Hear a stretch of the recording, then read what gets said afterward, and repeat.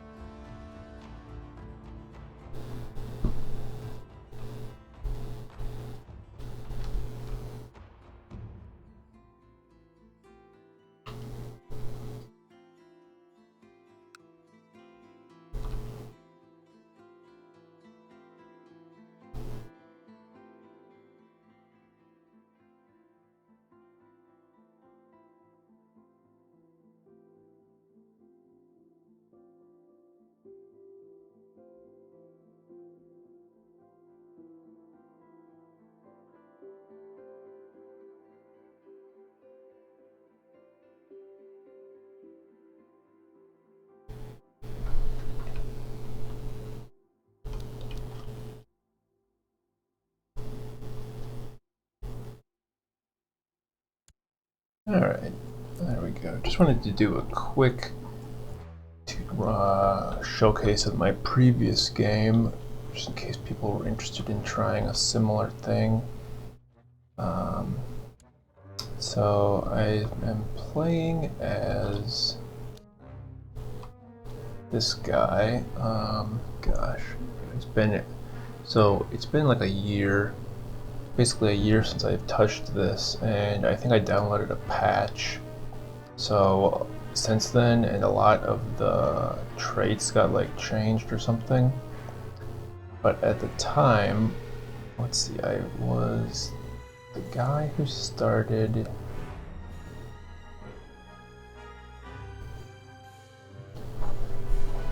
What do I want? Yeah, I want. I think it starts. Is it here? No, it's here.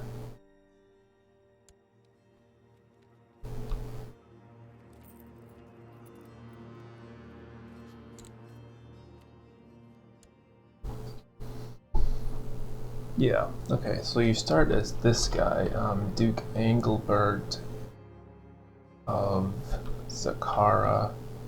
You start with on this island, I believe.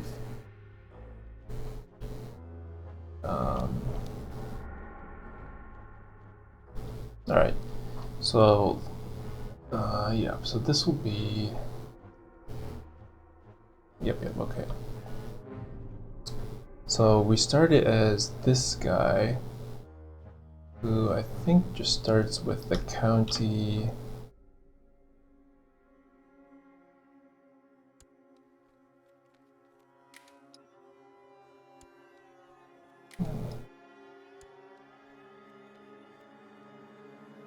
Maybe we do start with this one then.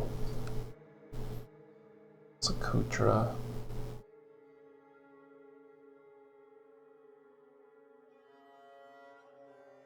No, it was Concord.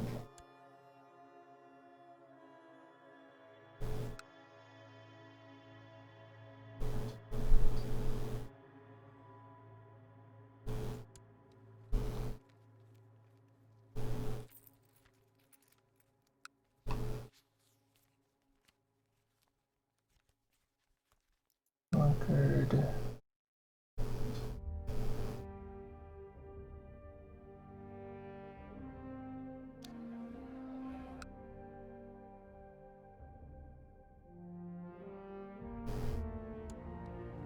No, yeah, it is. So it does start. It is the one on this. Okay, so we start with. So here's our world map. Somewhat familiar. So we start on this island of Phyrus, playing as Engelbert of this area.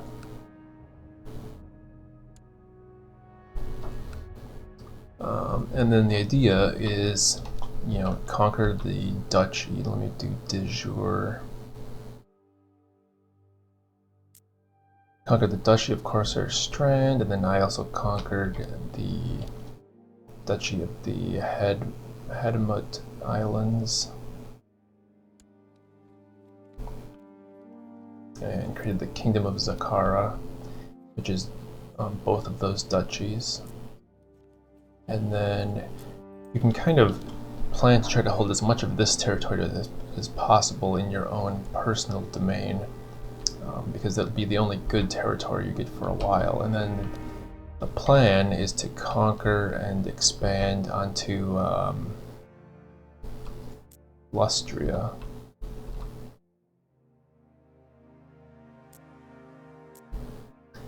So after just a couple generations,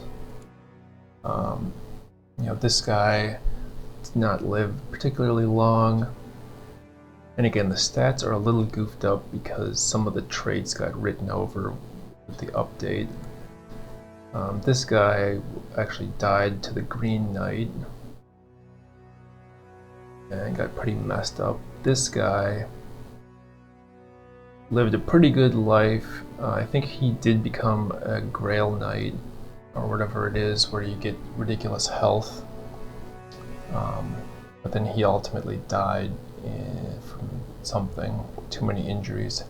And my current guy is also a Grail Knight, and he's been riding it for a long time. He's 162, and he's basically living off of the health potion strategy, where you just always have a health potion and then drink it whenever you get like cancer or whatever.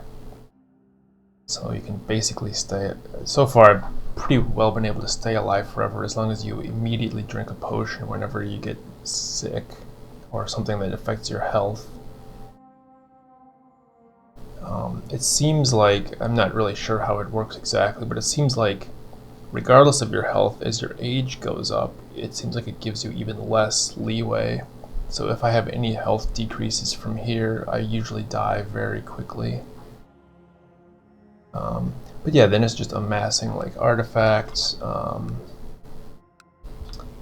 I ended up not getting the whole area before I got a little bit fatigued.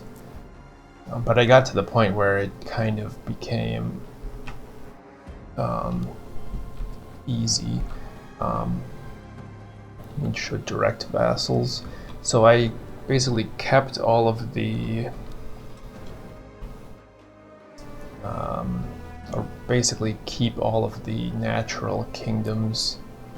Here's de jure kingdoms, here's direct vassals. So you basically just keep all of those and then hand them out to, let's see, I think I was able to hand most of these out to people in my dynasty.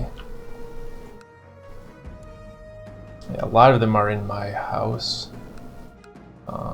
Some I've just handed out to various people that are very powerful. But I've mostly been able to kind of manipulate it to keep everything within the house. And then we're doing the Agnetic Elective, and then the idea with that, of course, is you just... Well, the goal is to never die, but if you do have to die, you want to have a successor lined up that's probably just one of your vassals. And then when they do inherit, have them gift all of their previous land to someone else, and then they will just keep for themselves the kind of the imperial territory, which is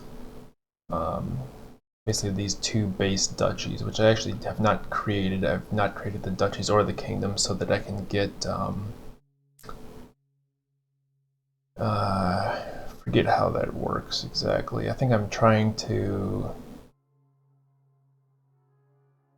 Oh, I think I just don't want to have the titles existing so that no one else can make claims against it. I don't really know if that's worthwhile, but it's kind of nice, I guess.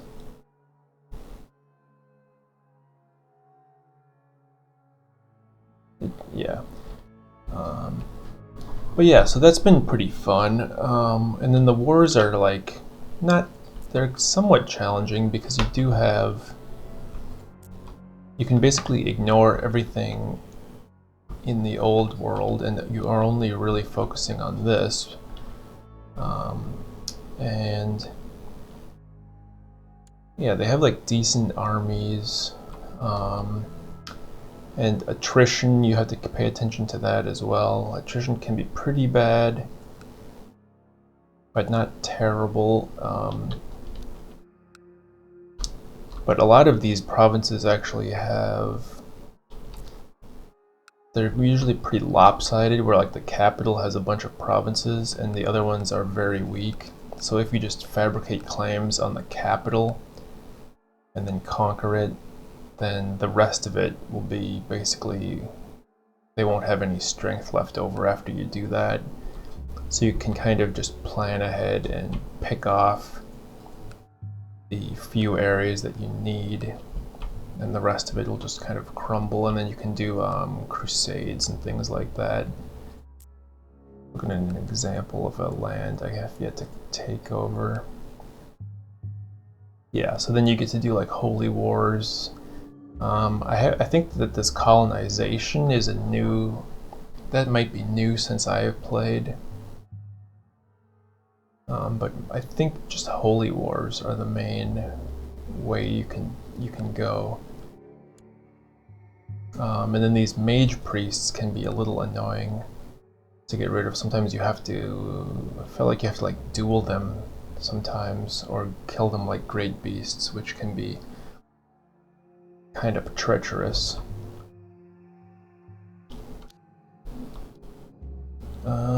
And then I got a little lucky in that the Witch King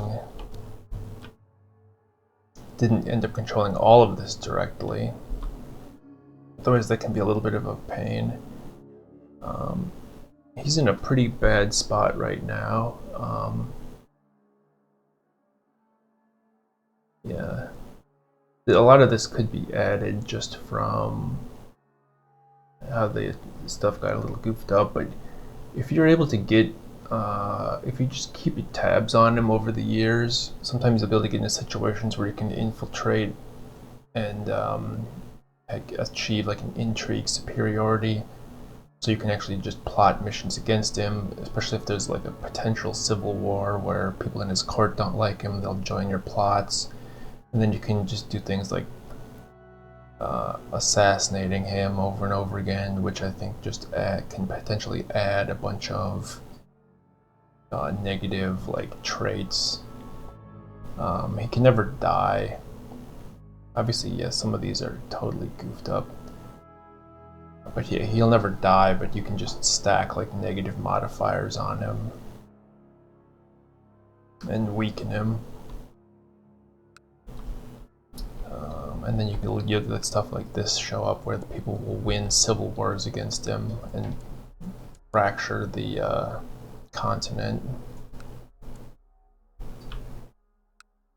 Let's see, and on this one as well. And then that is chaos. Okay.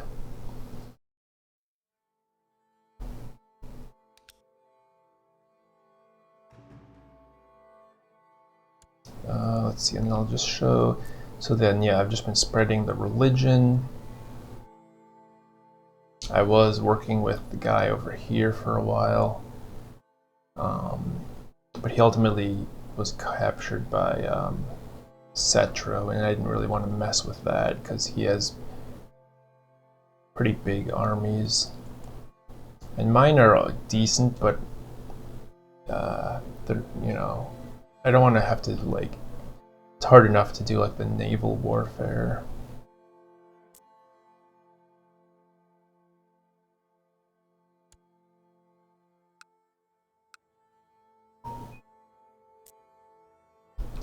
Spreading culture gradually as well. I haven't done any economies since we don't mess with that stuff.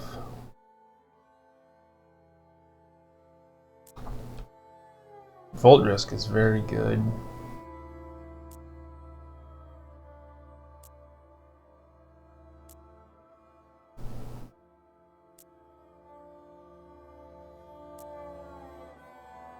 Yeah, I'm spreading the feudalism.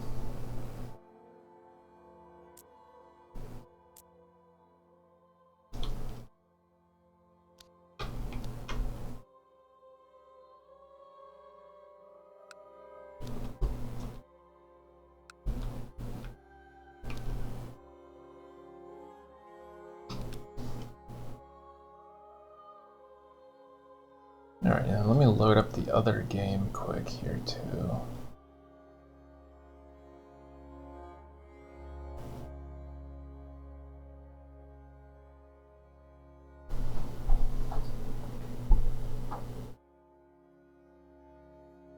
Actually, let me do... Shoot, I already did it, didn't I?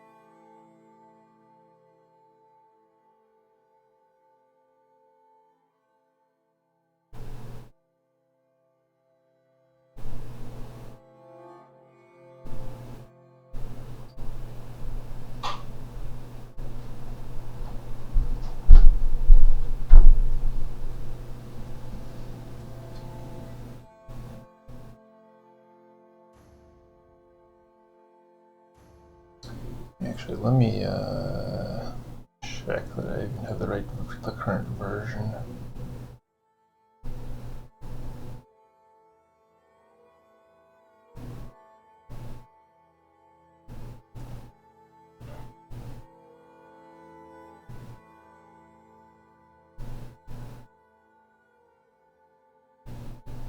No. Alright, let me get that set up.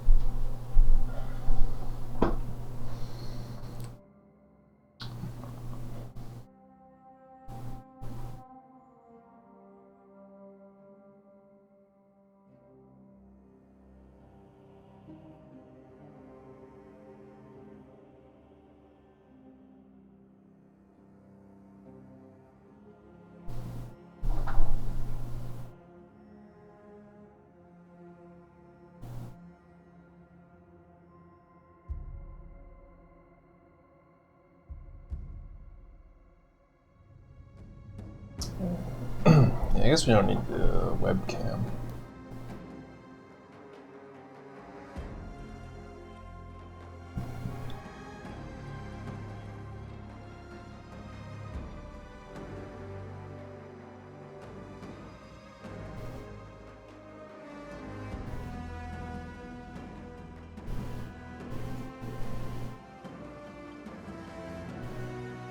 Alright, I don't have to verify.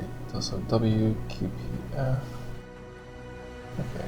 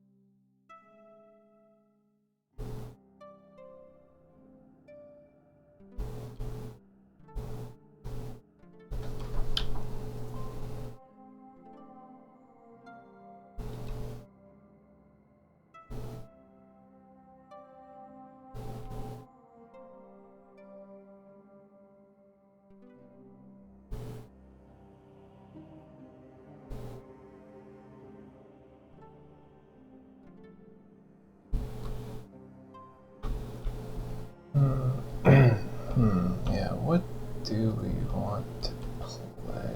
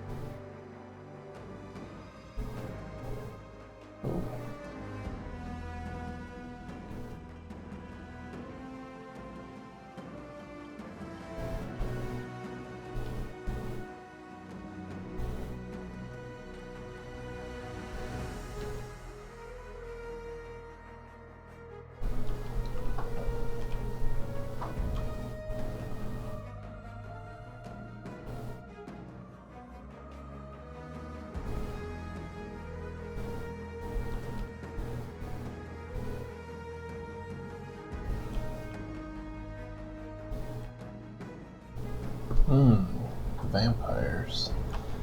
Yeah, might as well.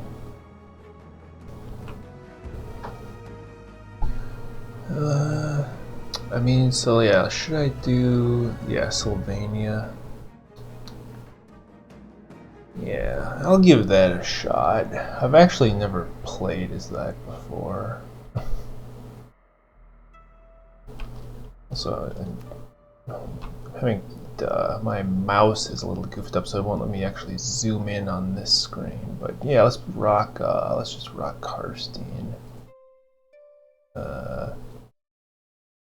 Well, I guess, let me know, should I play as actual Vlad or one of the other lesser ones? Fritz. Actually, there's a lot of them.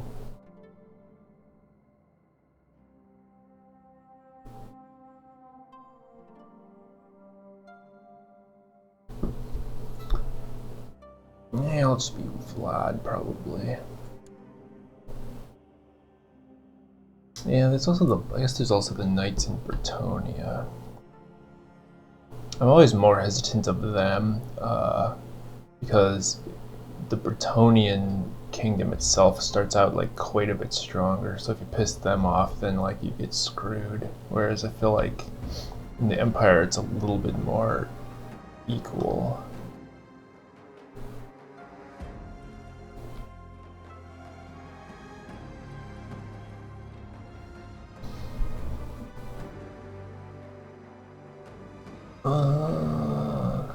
Yeah, might as well just do Iron Man too. I'm too lazy to like do save scumming.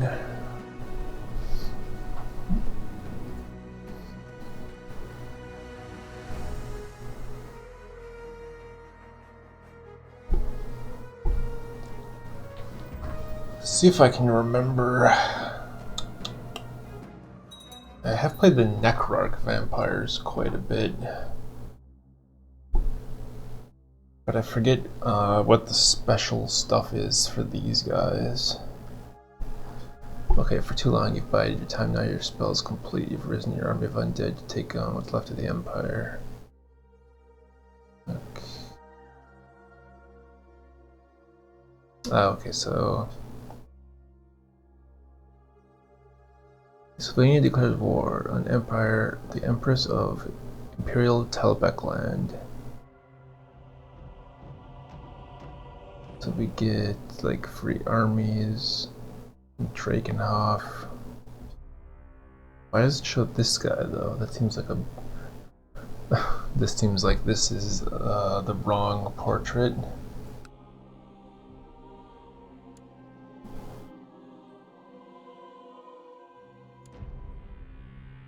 Alright, so Imperial Talbek land, yeah, surrender or die.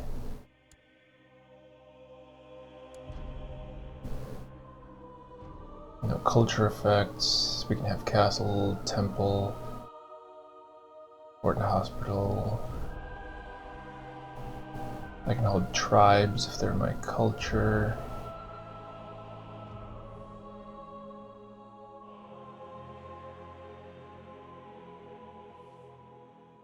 Cannot revoke titles without special reasons.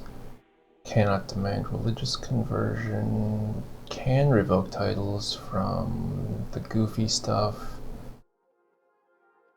Can revoke titles from tribes if it's a different religion.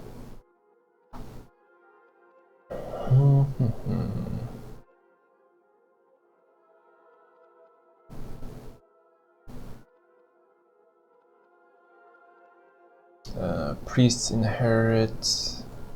Priests can marry. Women can hold temples. Okay.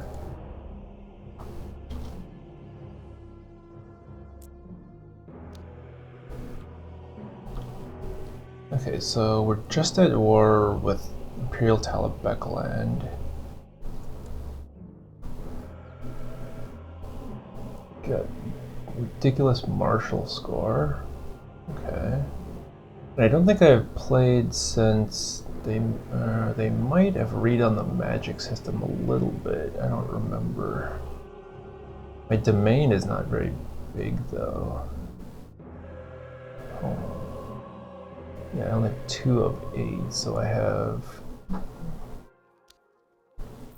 Drakenhof and Sumpfdorf. Okay, and they both have. I guess those are like the castle equivalents. Okay, and then we have Drakenhof Castle. Okay, this looks good. Pretty normal. Mortal Court, that's good. It's very good. General opinion +10. And then we have Templars. So I'll probably have to look at. Oh, and Coven card, that's very good. So you got some nice opinion modifiers. Oh, I'll need to get probably look at retinues as well. Yeah, I think I do have the DLCs.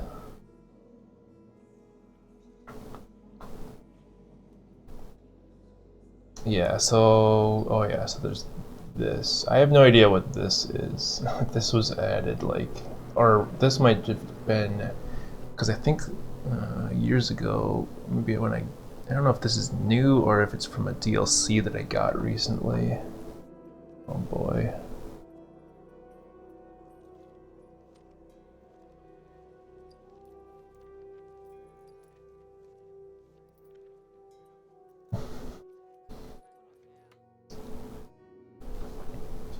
Okay, well that's probably, I'll right click for map mode. Okay.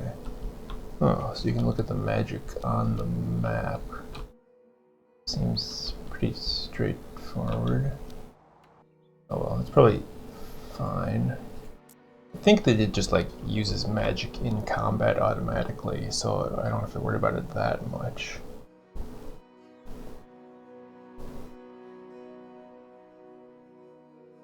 Okay, cool. Cool. Oh, okay. So I always just like to, the first moment of starting a new game is always ridiculous, but there's notice I can actually go for this. We have a console.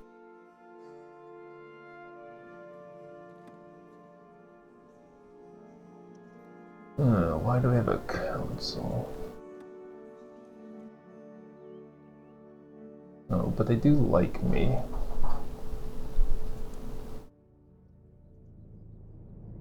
Okay.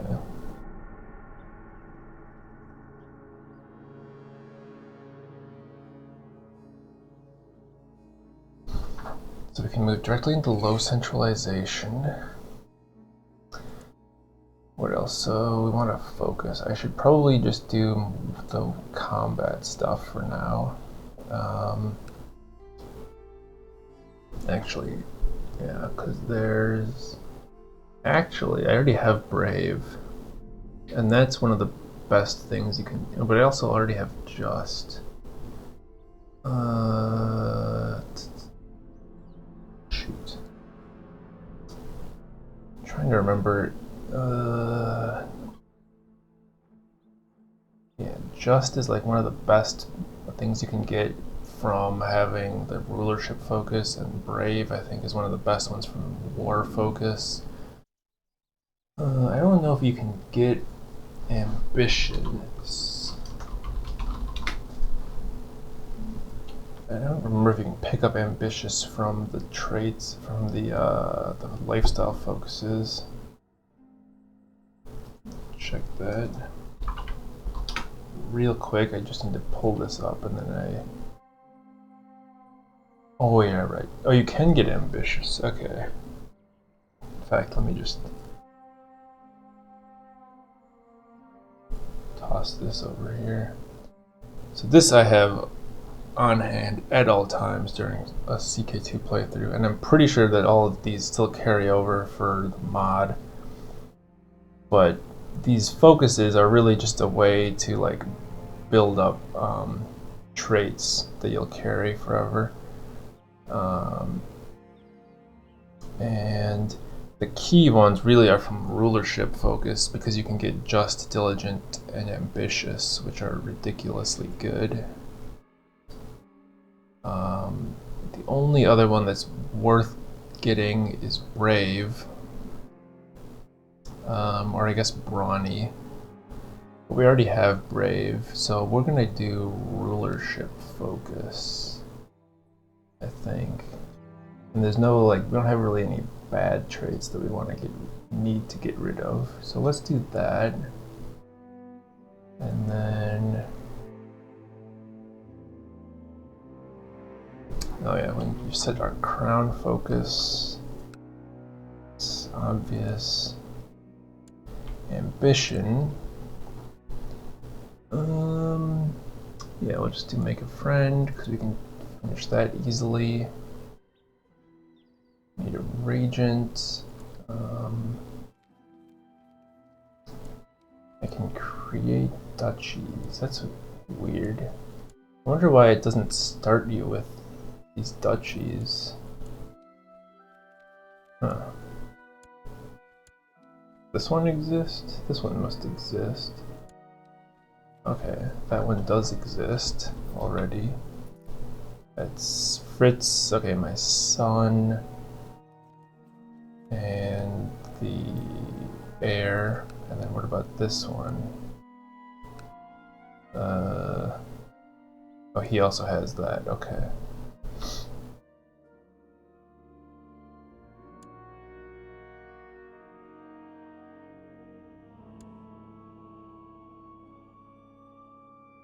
So what's this guy's deal? He has one county. He has one county in the domain, but he has a duchy. Which is outside the... Yikes, dude. Your duchy is outside your domain, and then why do you have this? Oh, right, okay. Yikes, this is a disaster. Okay, so Conrad has 3 duchies. I mean, 3 counties and no duchies.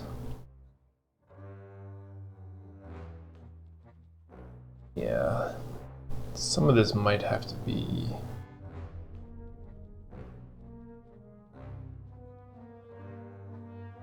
Well, the thing is, I don't even think we can revoke. I don't think we even can revoke unless... I mean, we'd have to do like a scheme where to try to do some type of a plot, because we don't have the privileges to revoke land. Or wait. Alright. Maybe, wait. Yeah, so that would just be, it would just, our vassals would not like that.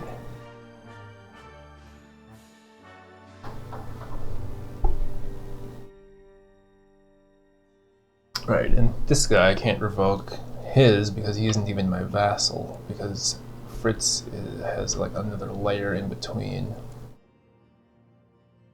And Manfred has 2. I think right now, since we have like a huge army, I think I'll just try to see what I can conquer from this person, and then just eat this as my domain, rather than stealing from the kids. You should try to get married though, preferably someone with stewardship.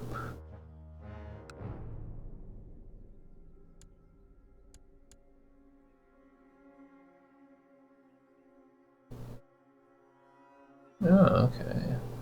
We could hook him up with this. Kill Fritz. I don't know. But then I'm a kinslayer. I mean, he has, I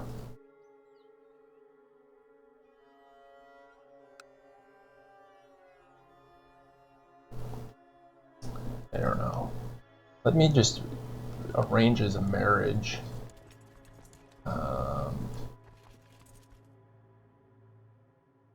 This makes sense. I think I just want to give him a quick marriage so he'll get better stewardship. What's it? His dueling skill. 70. 139. It's a little risky. 70 is pretty good.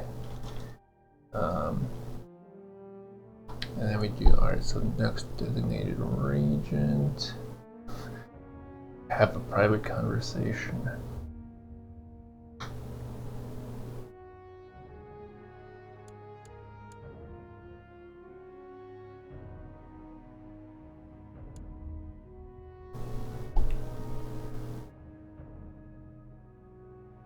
I mean, it would be somewhat beneficial if he died.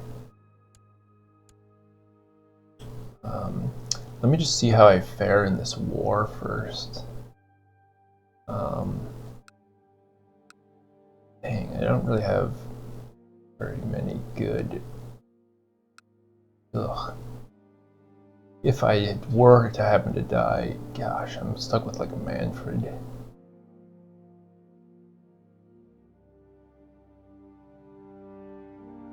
as, let's see, Regent should go to...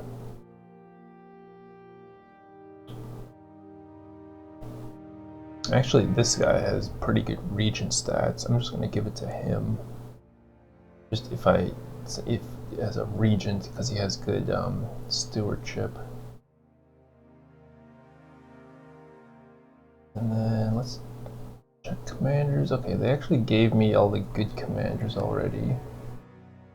And then I'm not going to give out any of the other titles yet, because I'm just going to check my opinions are pretty good. Okay, so this guy, Baron of Rattenberg, doesn't like me. Doesn't like me because I'm a Karstein vampire.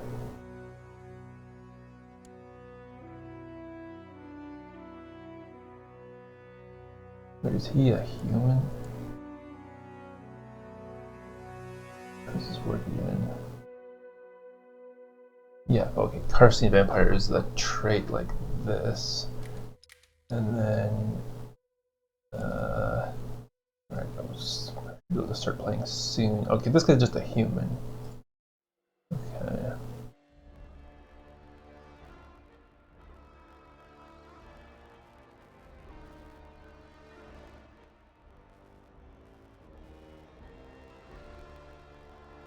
Oh, that's funny. See, this is a guy that I should actually kill, because he's just a nobody.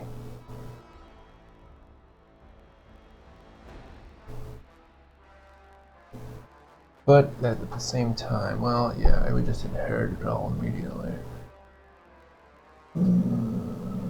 Or, yeah, we have also a good chance to just plot to kill him, too. We'll do both of those. Revoking wouldn't be beneficial since we would lose 15 relations with all other vassals. So we'll set up that plot, and then... Oh yeah, I should check my... Gosh, so we're voting on that. Oh yeah, I was going to check retinues.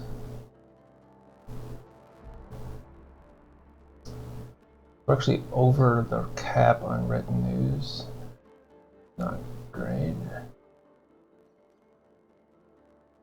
But these should be raised.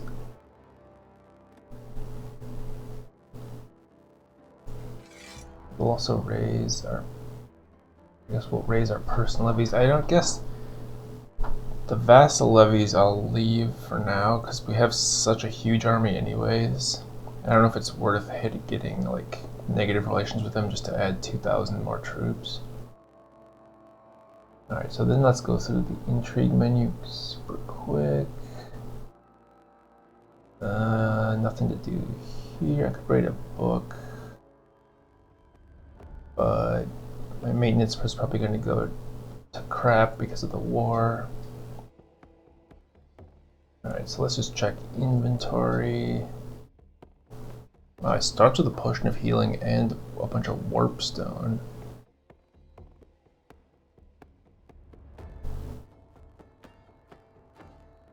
This gives me combat skill and martial.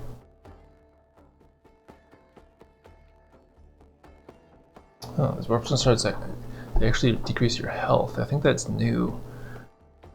And I think you can use these. You can use those to just like refill your mana or something.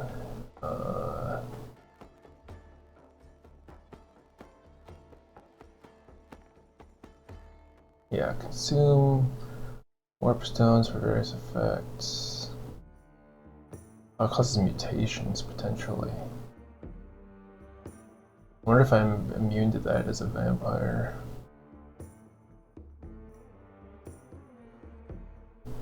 Oh, what's up with the faces of the people? Well, this is like a normal vampire, right? I think that's what they would look like.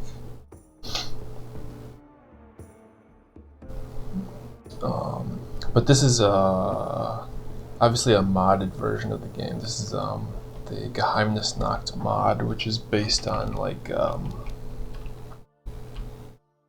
Warhammer Fantasy. So they added a bunch of cool portraits. Alright, so let's try to get this army started. Hopefully I'm not forgetting anything extremely important. Oh yeah, I can go through these. So this is... who's this guy? Night Witches.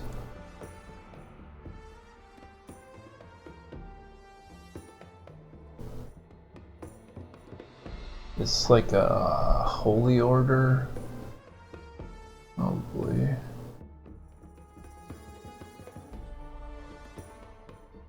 No, okay. Worse. Oh, it's just a mercenary group. Okay. Alright, whatever.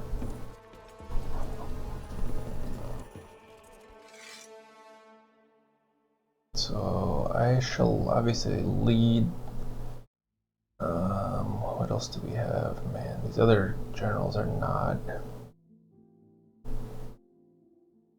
So I think I will be leading in the center. Let's put our next two best guys. So Fritz is 14, this guy's also 14.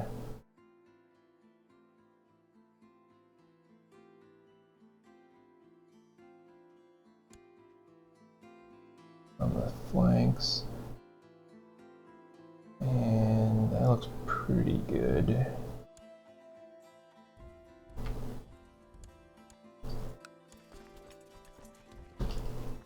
Alright, and we're off to the races.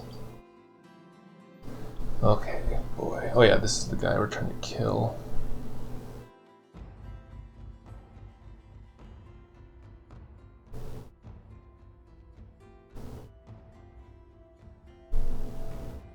Okay, well, these are not the options I was hoping for.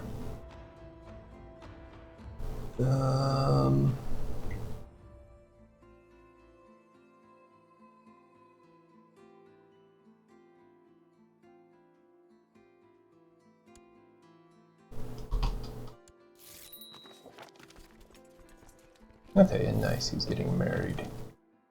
That's good. So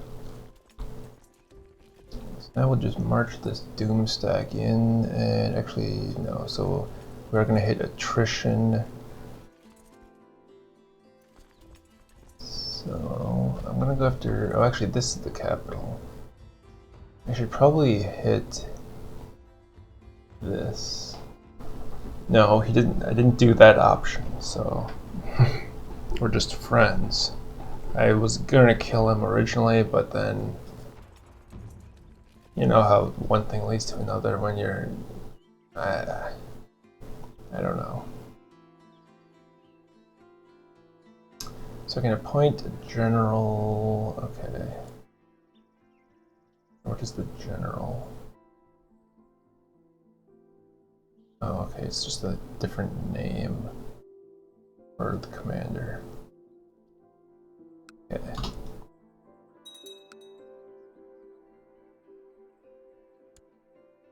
Okay, so they called in this dude. Okay.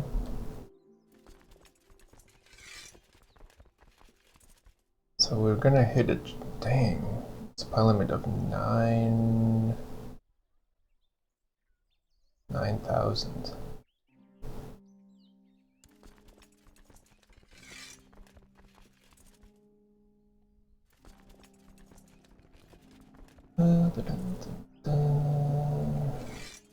Okay, so we could just put try to just crash this army of only skeletons into there.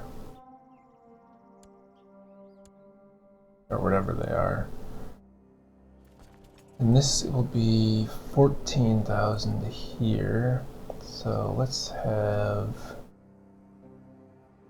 yeah, so we'll do a good army.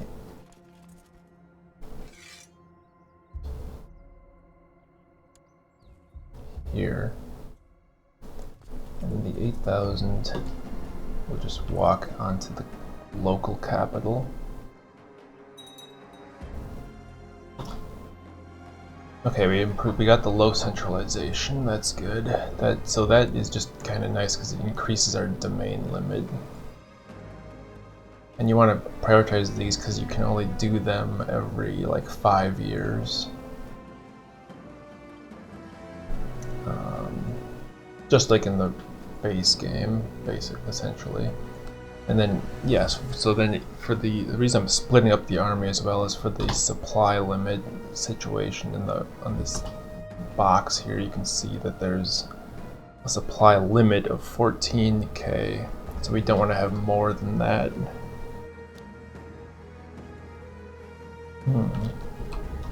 And actually, I should probably be leading this myself. The summoned units are notoriously bad at everything, so just want to keep that. Keep an eye on that. Let's see if I can even watch the combat. We're going up against 2,000.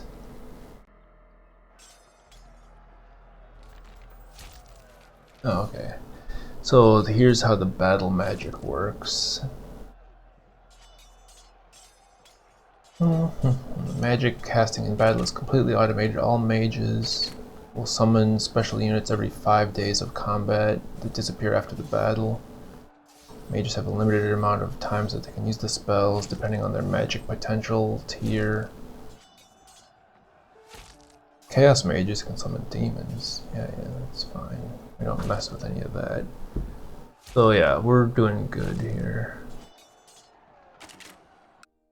Alright, so equal casualties on both sides. Okay, now we're doing siege magic because we're besieging the capital. Dun, dun, dun. Yeah, so it just gives you a boost, okay. And it's all automatic. Ooh, shoot. Okay, so they're actually reinforcing.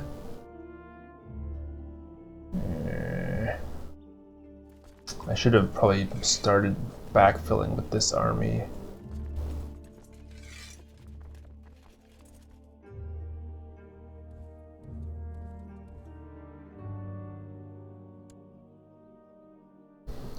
I don't suppose we have, no, so we don't have any like good commanders with the movement skill stuff. No, okay, so we'll just try to get these guys over there.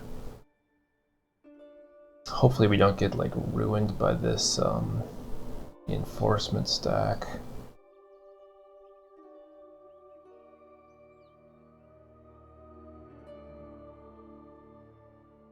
Gosh, and I can't even really move anything further west without hitting more supply limits.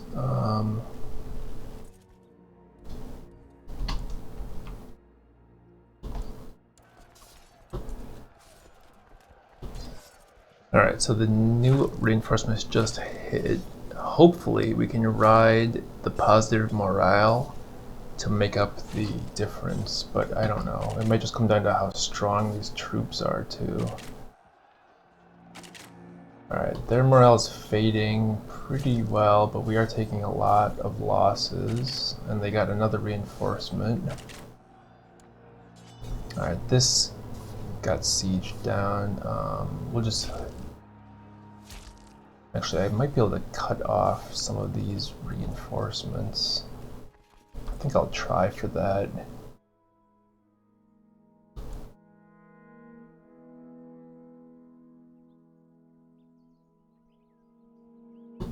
Alright, so we got our reinforcements in, which is good. Yeah, their center is collapsing, so... Then we're just going to split that off, because this has a supply limit. And I'll crash that into there.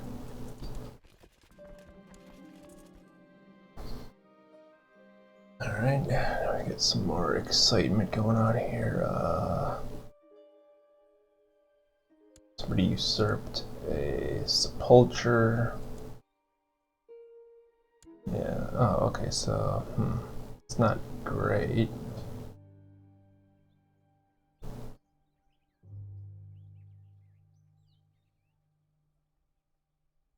Oh, this is my grandson? Oh, okay. This guy apparently usurped the sepulcher for my grandson somehow. And he's not my vassal, so I can't really do anything about that.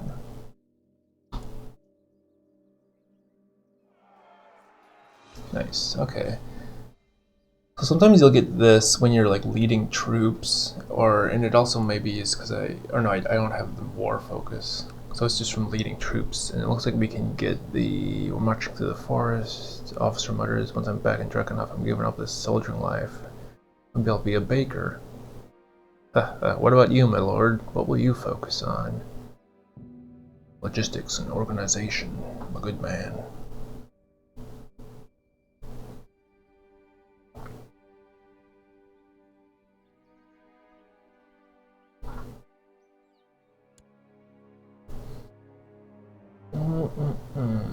So actually I already started with Trickster, which is nice. So unyielding is very good.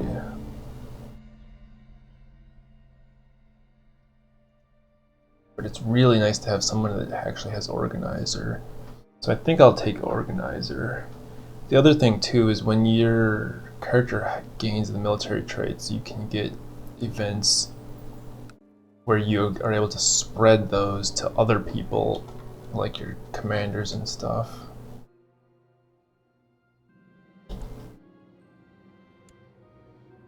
Maybe captured some dude. Alright, and now we need to vacate this area rapidly because of supply limits. And I should probably reinforce that.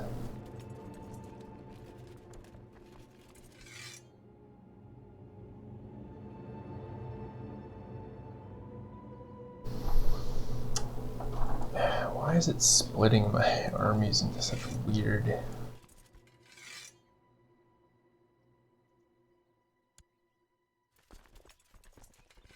Alright, whatever.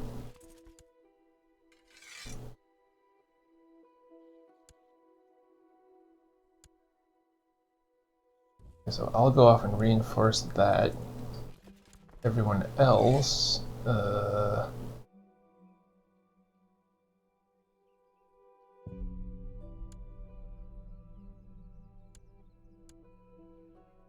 out and siege down the capital.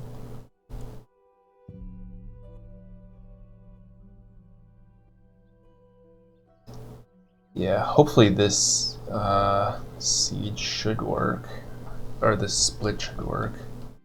I could carpet siege this too, actually. Okay, in the middle of the battle, I catch sight of a boy wearing the same colors as me. I just have time to notice the fierce expression on his face when he's struck down. I feel guilt. Reminded me of my son, Conrad.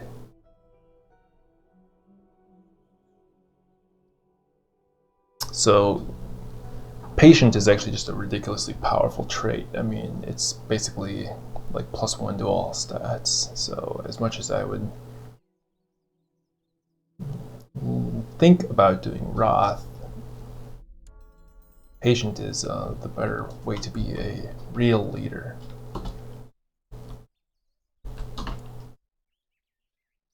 Yeah, so this is... Yikes, I'm sitting in... Okay, get out of that.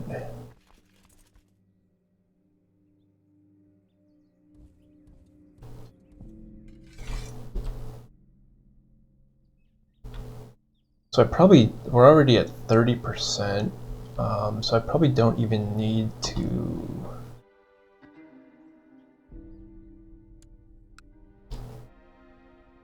carpet siege this.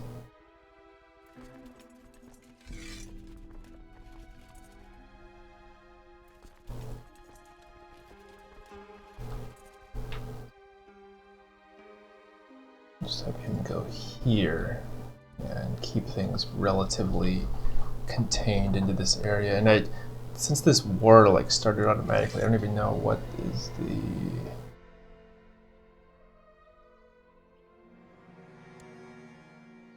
What are the demands?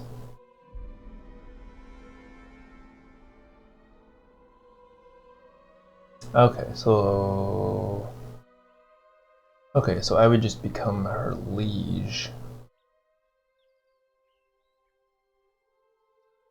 Okay, interesting. So I wouldn't even gain any of this land. I mean, personally.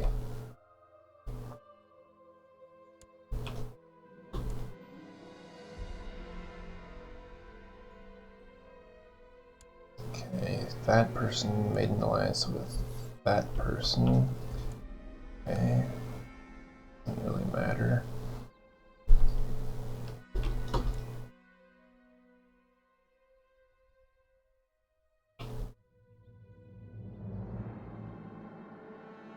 Alright, let's see. Let me check the size of these garrisons. Okay, these are nothing.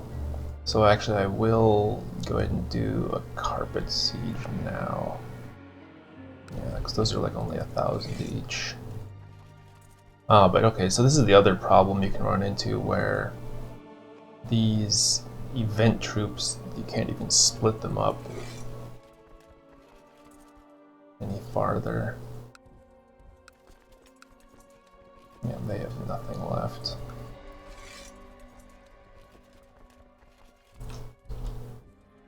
I still can't. Okay, they have more than 300.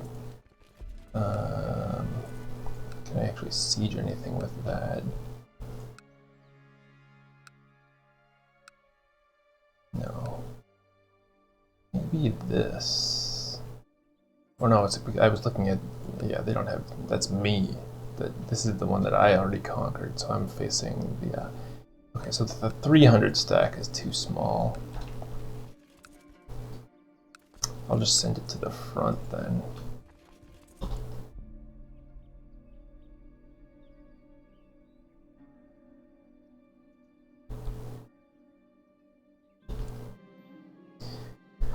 Oh, okay. Well, someone else is trying to kill Fritz, which would actually be perfect, because then I get everything, and it's not even my fault.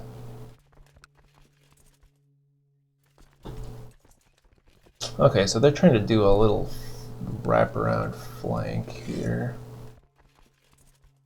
Let's actually take small armies.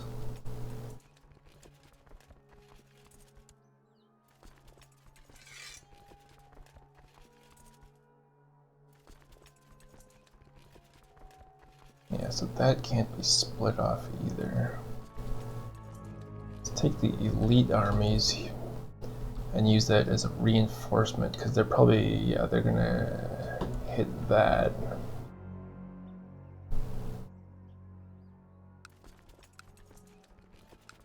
In fact, let me just put myself there.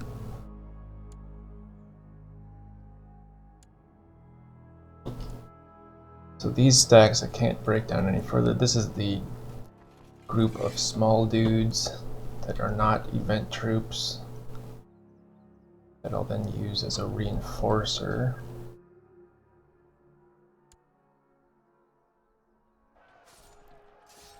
Yeah. They just threw away everything.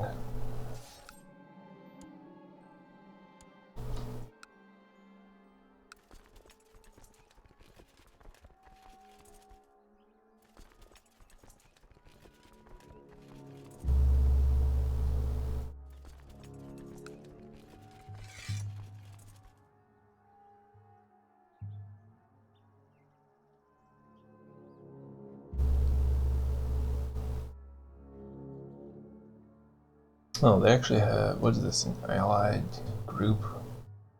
They're actually doing a counterattack.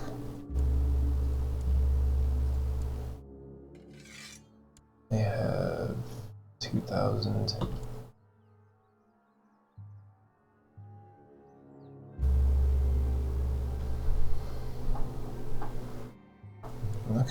we're going. So the murder plot is finally kicking off. I had kind of forgotten about that. Actually, this siege just finished. Let's grab that stack. Then we can demolish their attacking force here.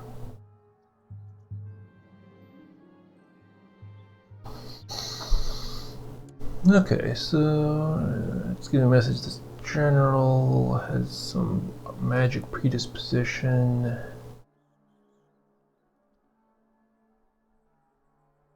I don't think I can actually tutor him though.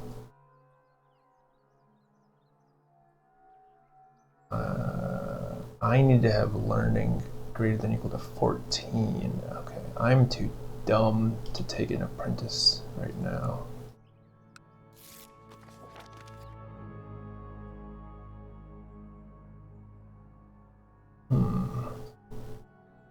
Thugs. Oh, you know, shoot. Alright, that reminds me. So I actually forgot to assign these guys. Doesn't matter too much.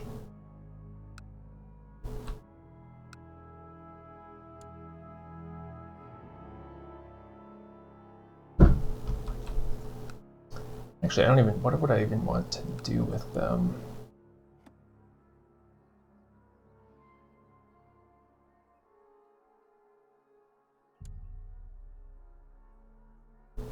Probably. I don't need threat decay. Probably just improve diplo relations because I don't really need to fabricate claims because I can just declare wars anyway.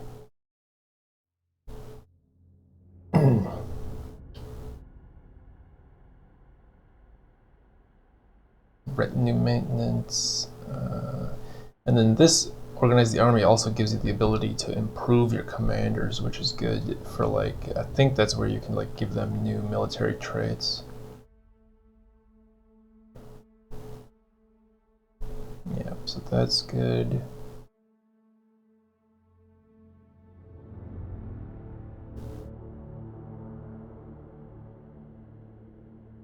That'll be fine. Yeah, discovering plots and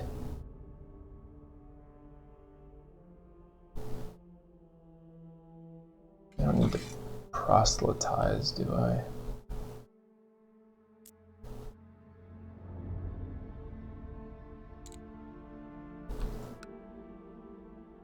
No.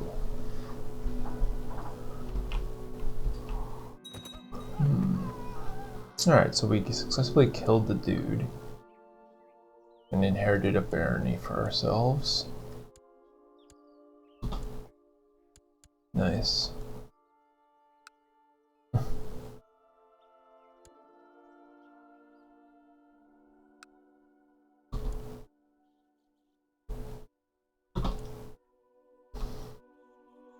Okay, so they actually dodged us with their big army, but I think we'll be able to get them before they can do anything. Yeah.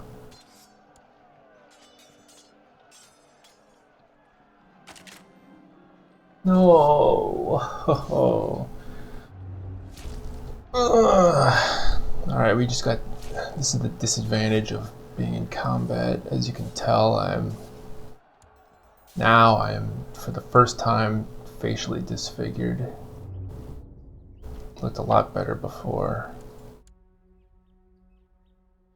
But that's not too bad. It just messes up your diplomacy, which we never really could count on that anyway. Let's see if I can cut off this army. Okay, we're just gonna keep creeping up these forces. This army I will split off. The other stack, send those up front. Or actually, they could siege this one down. Let's check out the battle here.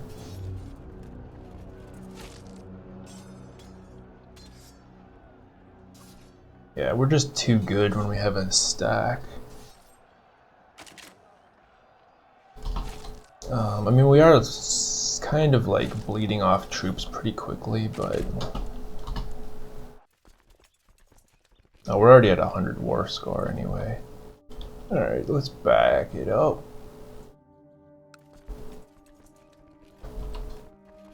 Just need to preserve the troops.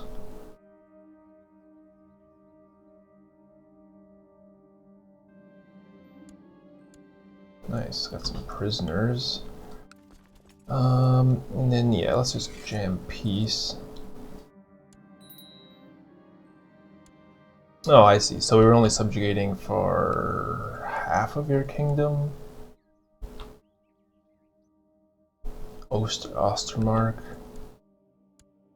Okay.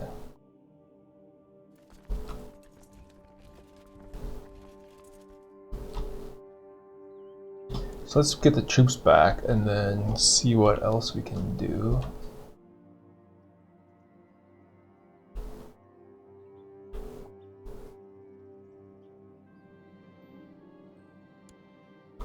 Oh, actually, yuck. Yeah, that does give us threat. So each religious group will have a defensive pact.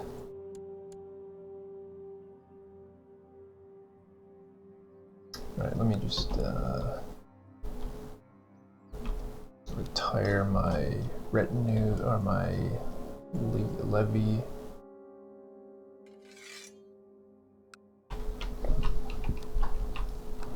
Let's see, so how does this work now?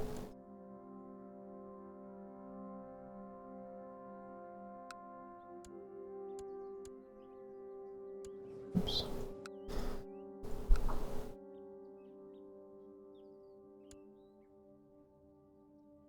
Oh, okay. Oh yeah, because the Empire actually has multiple different religions, so the defensive pact isn't that bad for us.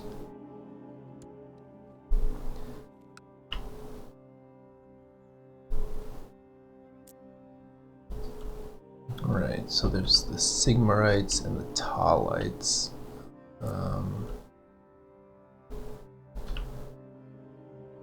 I mean, the problem with going after them is, well, they don't have that much. If the Empire gets pulled in.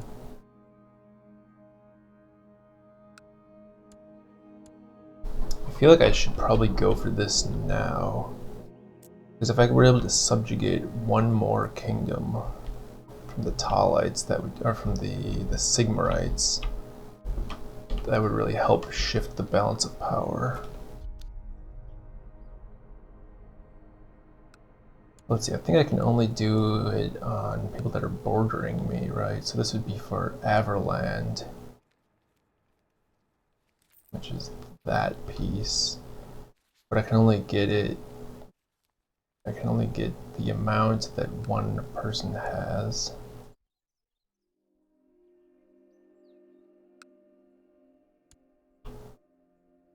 Nice. Easy vassal.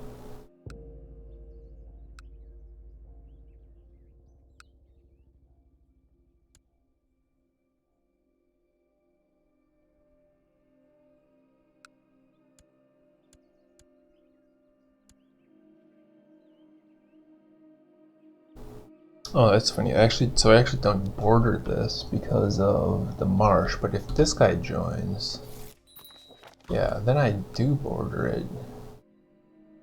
Now I should be able to do a subjugation for that kingdom. Yep. If for some reason I wanted to do that. So the only question is, what is worth attacking next? This is a 5 province. Yeah, this area is just a lot bigger. Yeah. Yeah, I'll just try to get that. Everland. Alternatively... Oh, interesting.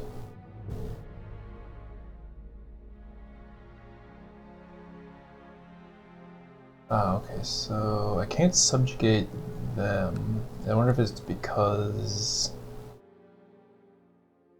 Why is that? It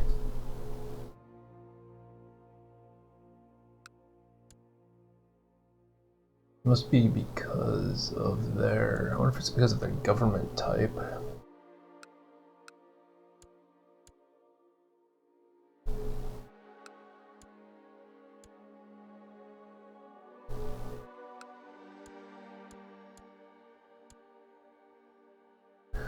So maybe I can only do it to the like feudalism or urban feudalism ones.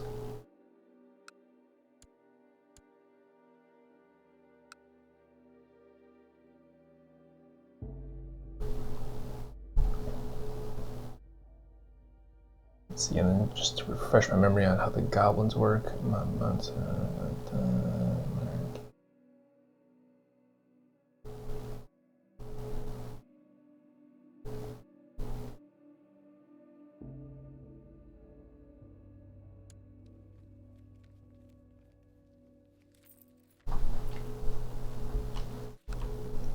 not too worried about that. Yeah, I think, yeah, the best way is to just break up the religions. So we've already hit the Talites, and this is the only one left. The two up north are all, or the ones up here are all split.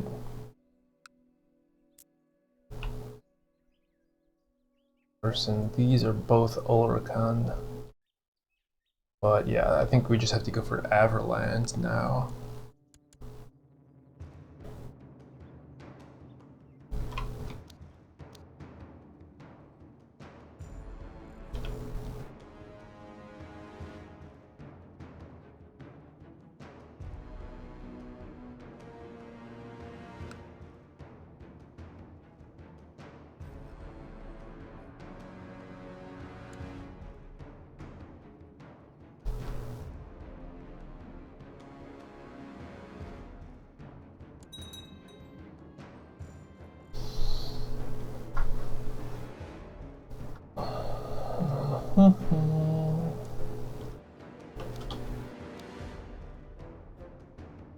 Wait, what? Oh. Oh, okay, wow. I was like, the war ended inconclusively because he just chose to join me. Okay. Wow. That was easy. That was very easy.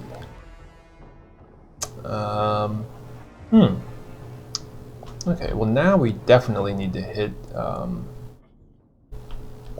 Empire. Because they are by far the strongest opponent remaining. And Westerland's pretty strong too, I guess.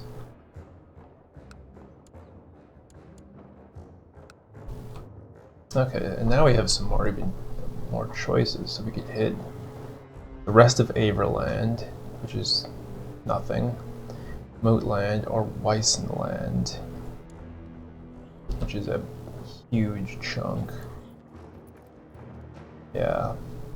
So I think we can just go for that then, because I was basically counting on having to fight the Empire anyway, that previous one, so let's do this. Okay, so he's not going to surrender.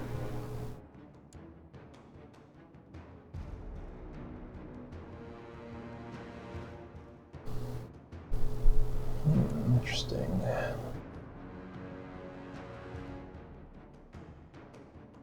So the Chancellor of Ostermark will decline.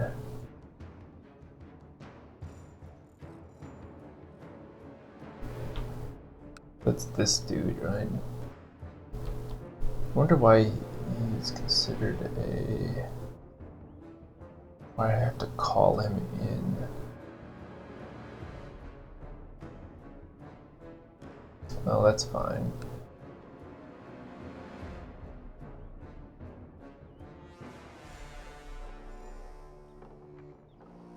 So yeah, we're not gonna be able to like revoke anything, but we can just call him in and then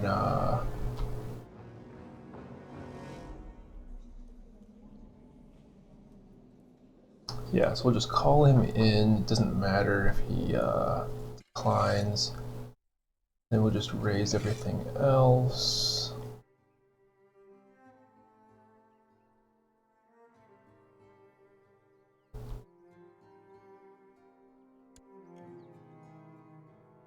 Oh, okay, so I could do this other special action for piety, funding expeditions into Mordheim. The fall of the great meteor upon the city of Mordheim has garnered the interest of many powerful people, some of which may try to gain the power of the meteor for themselves. I think I've done that, and you just get a bunch of warp stones sometimes, but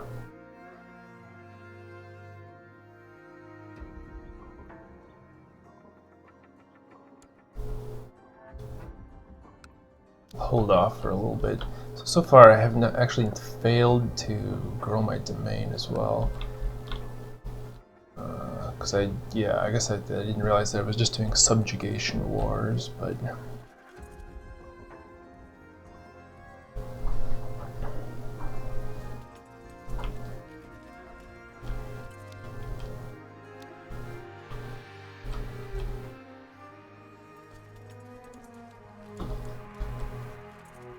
Alright, so let's see where their big stacks show up.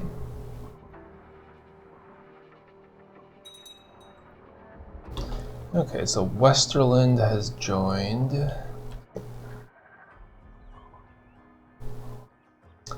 Annoying. Aren't they different religion?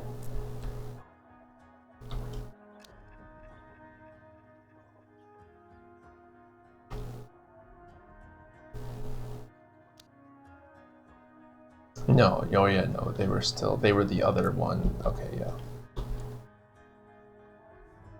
They're the two that are left over of that religion. Oh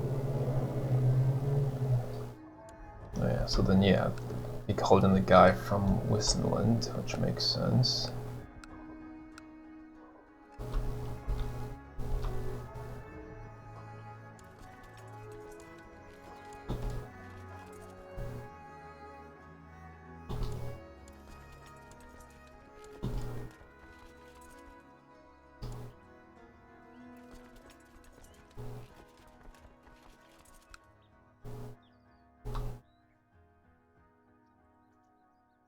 Ooh, and actually, dang it. I think I'm just too late to stop the attrition from hitting.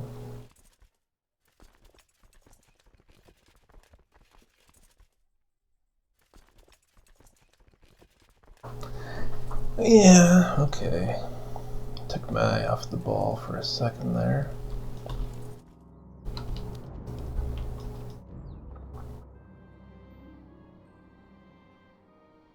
My vassal Heiko has some connection with magic.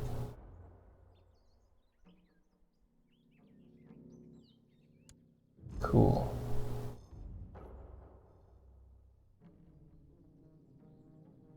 Great, and then I have to... The Chancellor is going to hate me. What?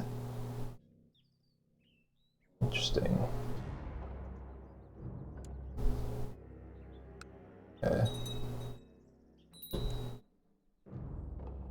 Grandmaster of the Templar of Sigmars is joined. Doesn't matter, he doesn't have very many troops.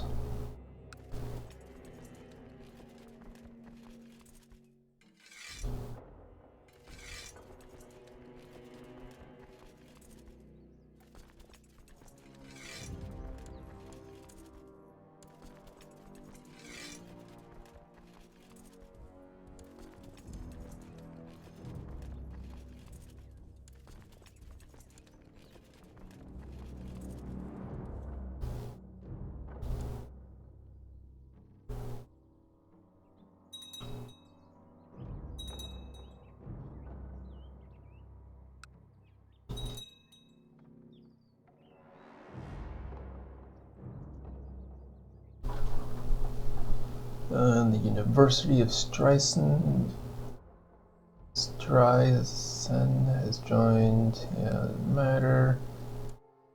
Yeah, they are all just whatever. Okay, I'm just trying to figure out my attrition here. So that one's good, that one's good. That one's good.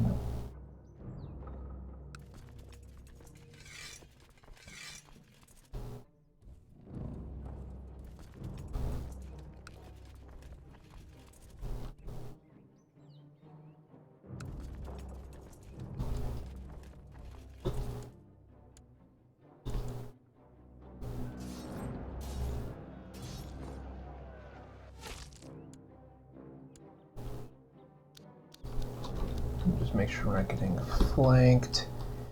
Okay, and there could be the first big stack coming. Let's see.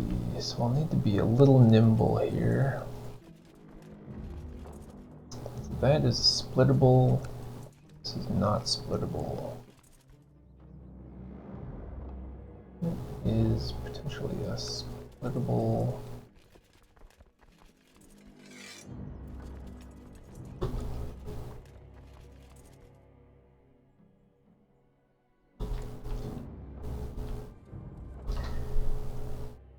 Let's see, so this guy is good to just stay there. This guy is also good to just stay there. Those will be sieging him down. This needs only 1,000, roughly 1,000 to continue the siege.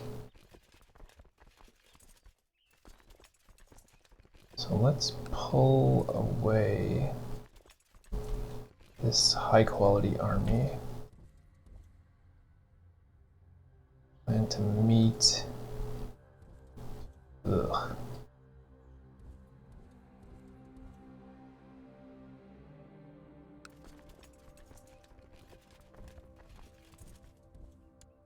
Yeah, this just.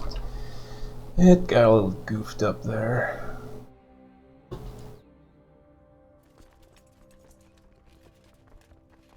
That's funny. Oh, that's my ally, isn't it?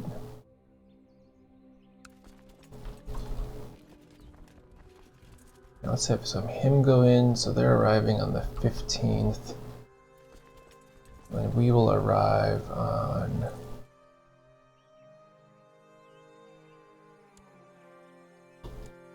the 15th as well. I will grab a commander for this too. It's Fritz, and you are Volkmar.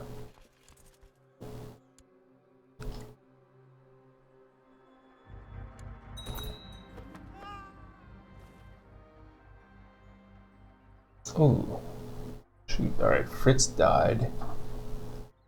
So we got our wish anyways. It might have been that guy. Yeah, it looks like it was that guy that was plotting against him all along. It was suspicious circumstances. Wait. Because he had this. So I should be inheriting that.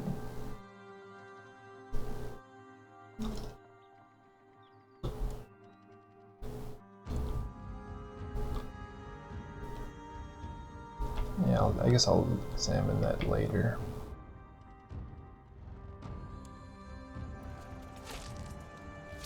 Did we just get... Did we just like lose a bunch of troops? Okay, we could be in actual trouble here.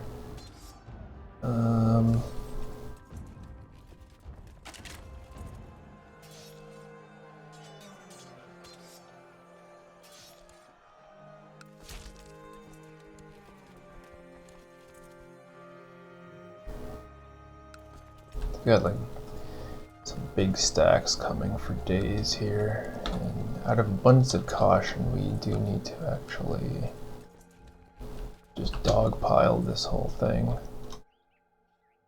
Oh god. He dogpiled us first. Okay. Well, pretty much need to duel this guy. Let's see, we win, and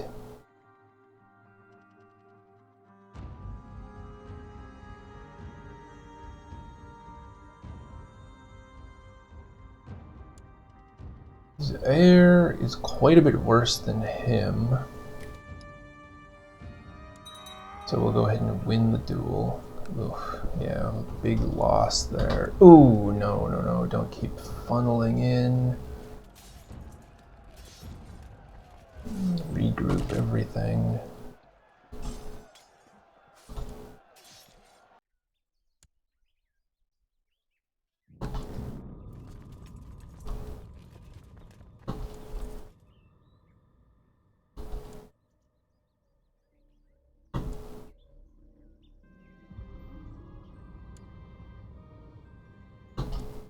Alright, this is getting a little dicey.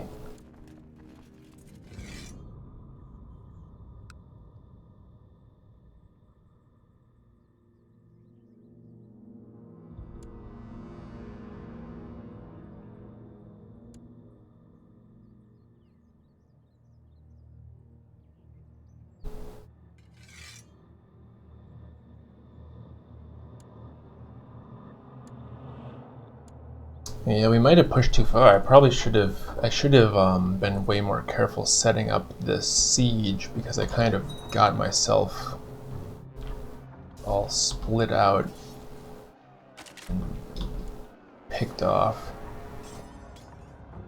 So we lost like probably like 8,000 troops for no reason. Looks like we might be able to recover some, but then they got this other stack. Yeah, this Holy Order. Yuck. Just yuck.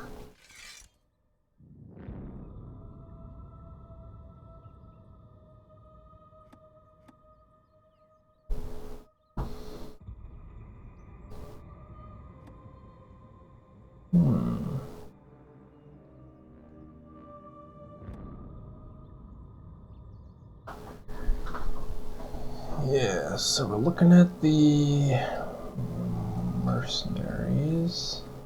Just in case. We do actually have a good amount of cash.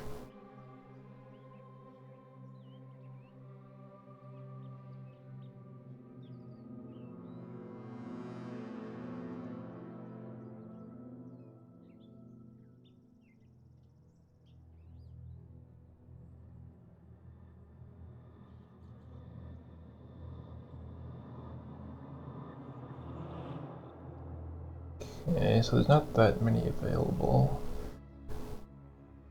Yeah.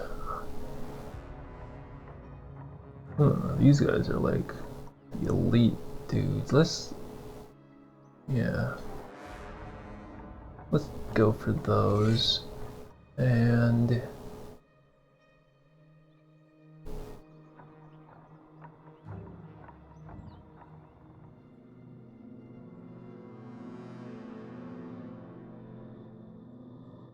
then let's probably get some basic troops too.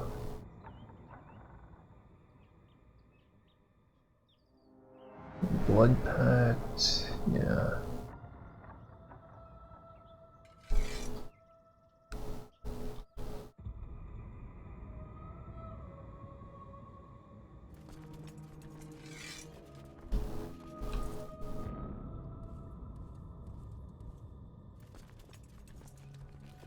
And that's unfortunate, so I can't even avoid combat.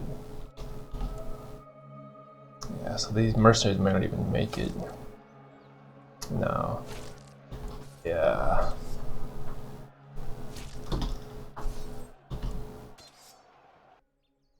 Yeah, then we might have pushed it too far, and then the error with the sieging here, I think, was not recoverable.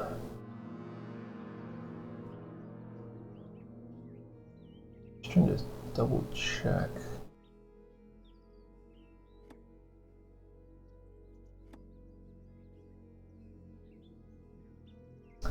Because I know that my one vassal refused to join, but I don't know if that allows me to mess up his stuff or not.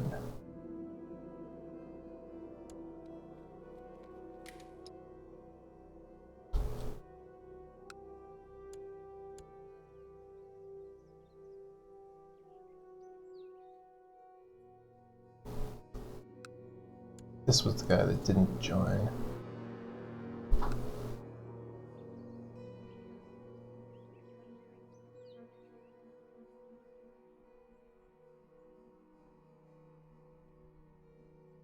No. So yeah, so I guess that is not legal reason to revoke.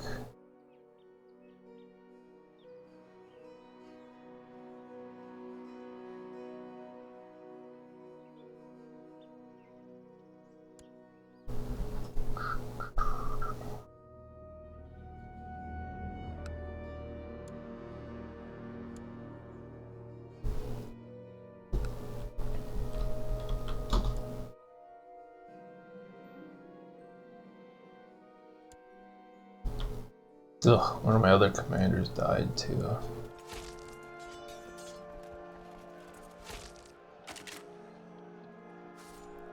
Well, we are killing a lot, actually.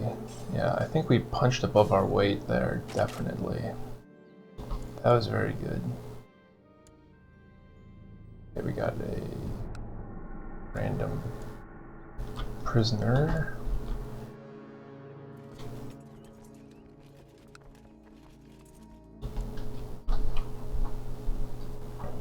Alright, so there's the fresh army coming in. Let's just try to retreat, hopefully, until we can meet the reinforcement.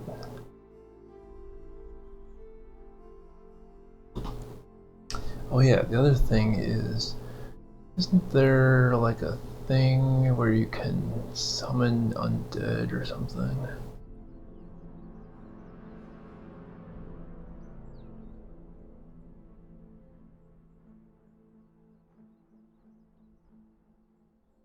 Oops. Well, I should probably have, yeah, I should expel the witch hunters. Let me grab the phone quick.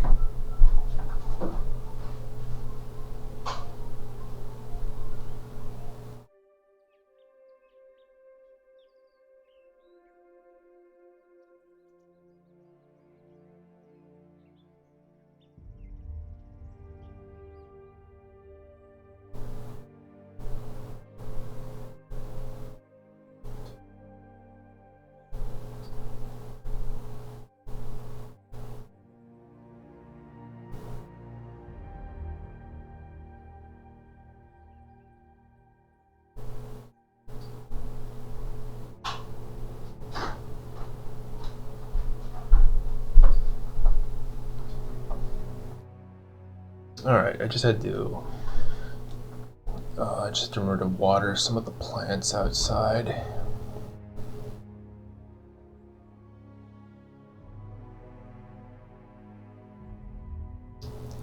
Let me just see if I can like not instantly die to this.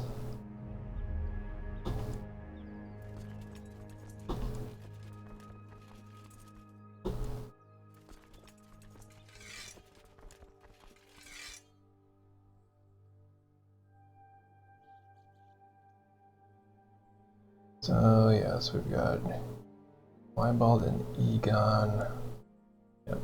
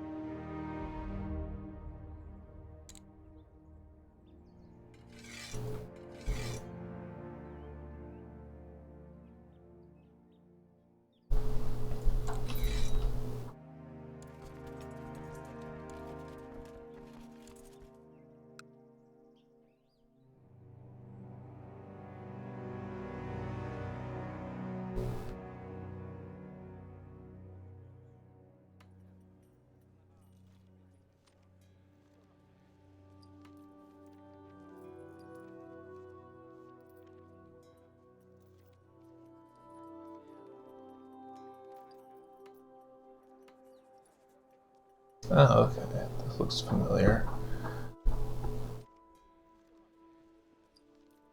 So, if I wanted to just summon undead...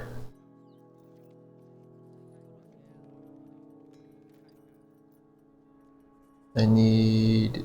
Oh, I need to be a necromancer. Oh, I need necromantic power. Right, right. And to get that, you have to do...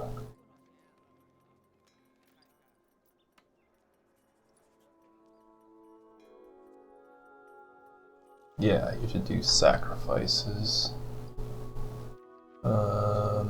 Intrigue, prisoners...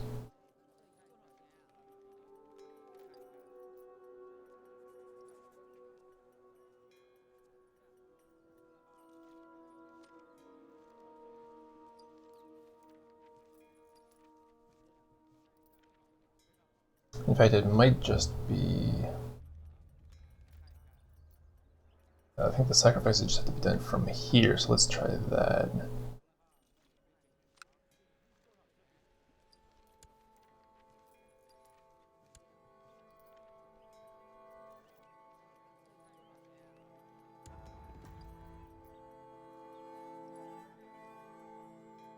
Well, shoot, no. I think that only increased my wind of magic, actually.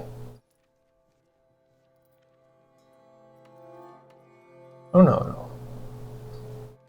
That did give me a necromantic power. Oh, good, okay.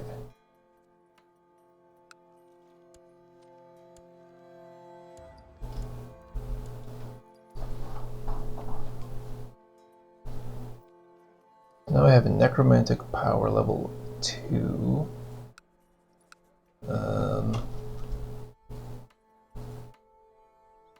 Oops, I didn't want that view.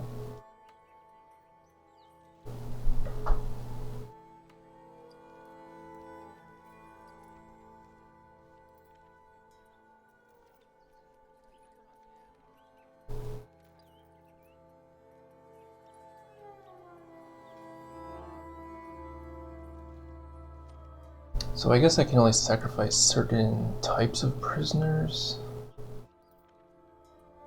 These guys, I guess, are not worth anything. Alright, so let's go ahead and do the summon. Actually, what did these other things do?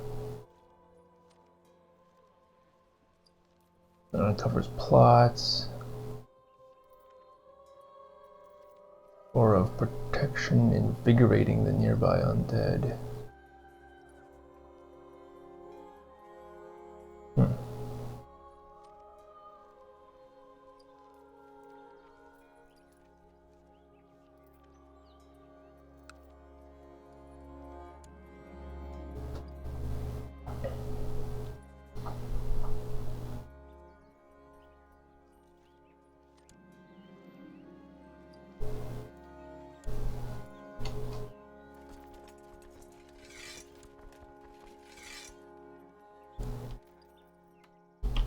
Nice, alright.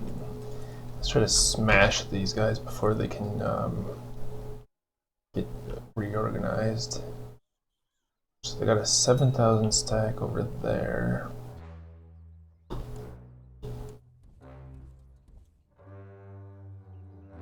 Yes, we could actually have a decent chance of winning this. Yeah, the map's pretty big. Well, yeah, the map's basically the full map. You can kind of see in the lower right here. I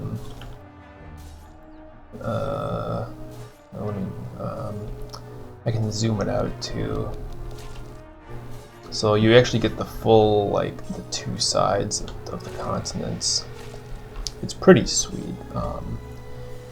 Yeah, if you just Google it, like the CK2 Geheimnisnacht mod, there's like a Discord, and it's a pretty easy, like, download, install type thing.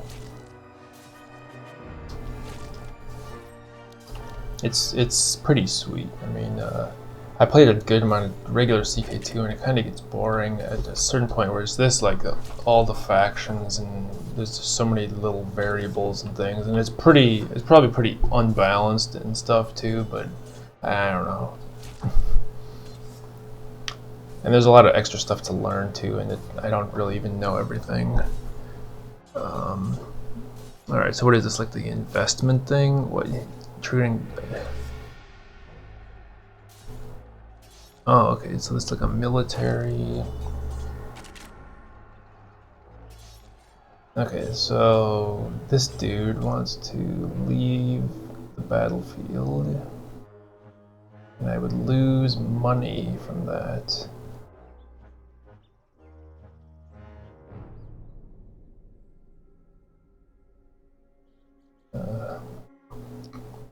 So we have our military strategist, one of them is a Sylvanian veteran.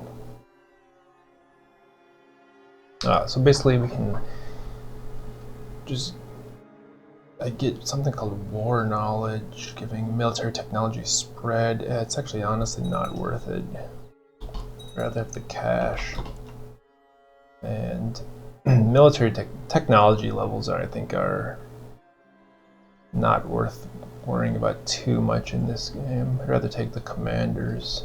Ooh, okay, we just snuck by before this other stack comes in.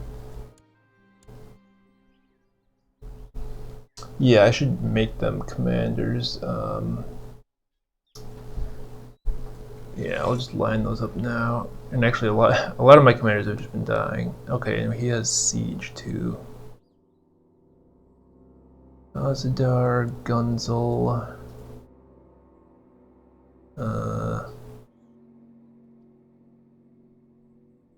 I'll hold off on the other ones for now in case I get better people coming. Really wish they didn't have that extra 10,000 stack coming in. That might be the straw that breaks the camel's back here. Well, okay, well they did, thankfully they jumped in on a 0 morale battle, so we just get to wipe them for free. Oh my god, they lost a lot. Okay, well... Alright, well if they keep like throwing it away... Gosh.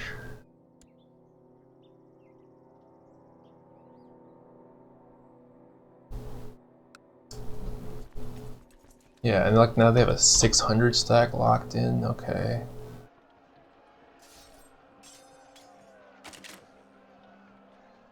Like, what are you doing? So now I kind of want to fix that problem. Yeah, and they're going to try to link up too. Let's see. How are we doing for the maintenance? Yeah, let's do this then. Actually, no, that doesn't even help with mercenaries. I'll probably just do that anyway. We're not even really using like levies.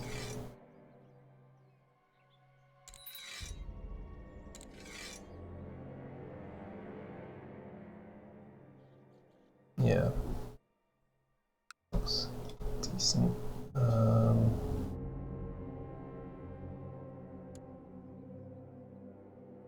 Actually, do I have...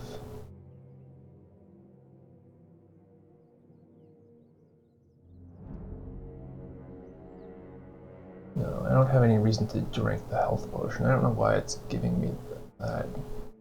Or maybe it just always gives you the option to drink it even if you don't have a health condition.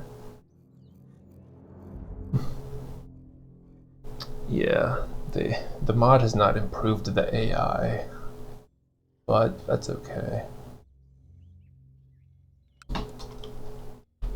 Maybe it has actually. I don't actually know. I haven't noticed anything. Dang it, so they... I mean... They're doing alright. I mean, they just linked up their whole army because I don't know why my units were that much slower. Alright, we found an apostate.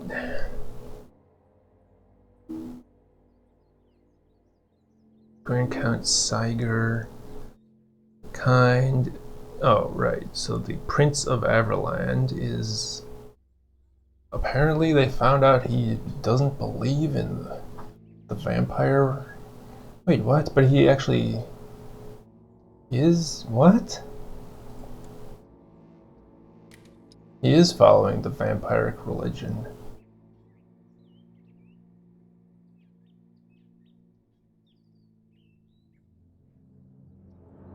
He also has food poisoning. Why does he have so much health?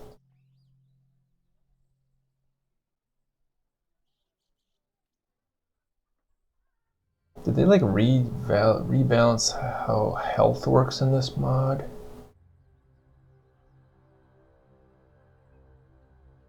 All right, okay, he's in a secret society. Oh, for the right.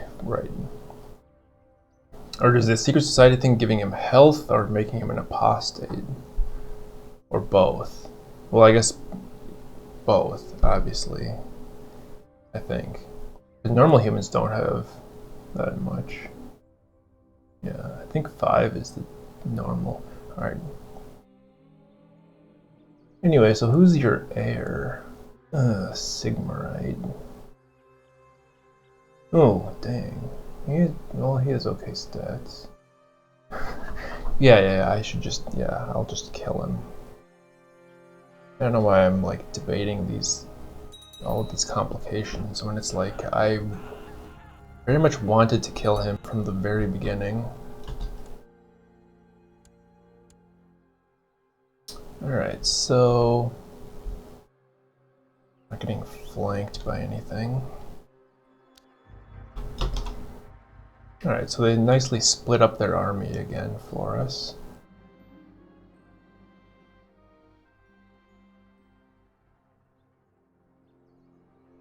Sure. Just keep getting commanders.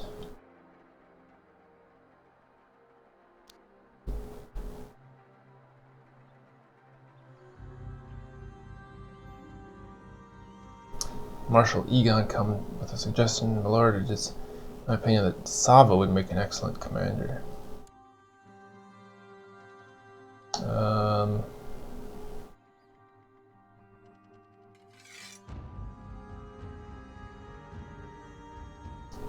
Why are you coming to me with this? Oh, you're right. I do have to. Yeah, it's a good idea. Actually, I do have to do proselytizing because I forgot that I took over those other kingdoms.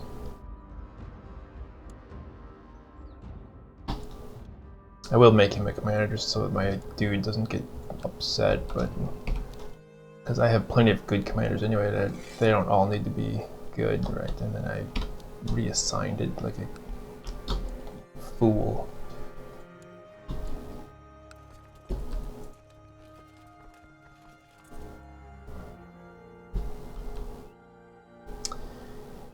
Alright, so we really need them to not reunify their army.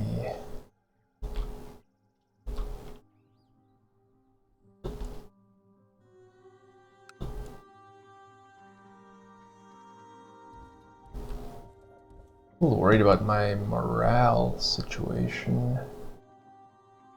Let that refill a little bit. Just want to keep my army in between these two armies. Well, I guess they can't cross the river, I don't think. Right. Oh, they can cross it there. Okay. So I think I can just hang out in this area, sieging it. And Bazadar was the siege guy, yep. I'll hang out here and make sure that they don't link up.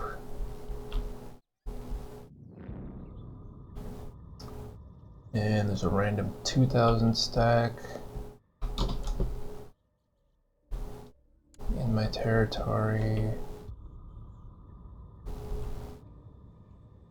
Alright, I think now I'll try to wipe this guy.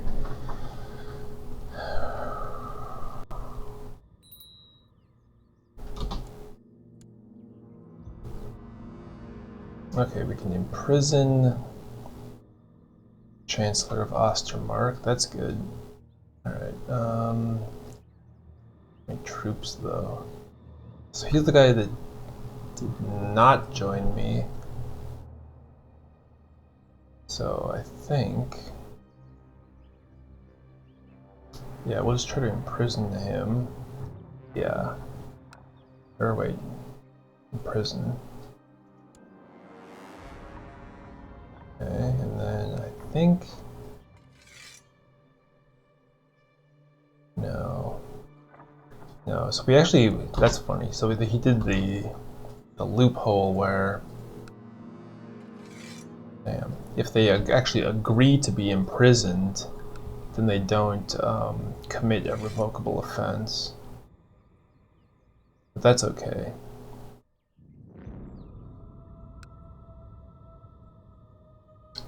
Well, we could always just get like 250 gold for free.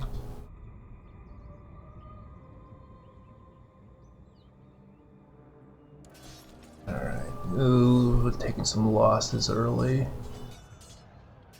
Damn, their main dude has a 30 martial. Oh, he retreated. Oh, I get to duel this person. So she was in the battle? Oh yeah, she's leading troops. Wow, that's very good for me and my 147 combat skill.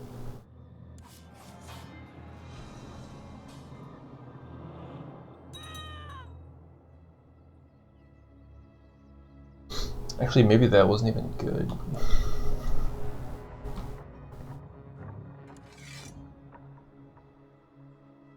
Because then, like, the next person just inherits it anyway, and she had actually very bad martial skill. Oh well. Alright, so here's their new stack. Finally looping around. Let's go and hit that off, or they can link.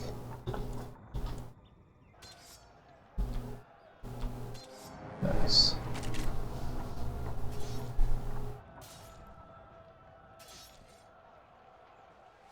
Alright, at this point, I don't think we can lose this. Well, I shouldn't say that, but...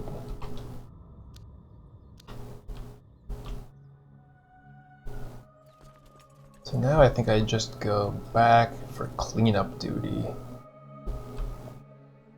Which is not glamorous or anything, but actually I'll hit that and then clean up. And actually I gotta take a quick break to go water the garden. No, incompetent steward. Smuggler's ring.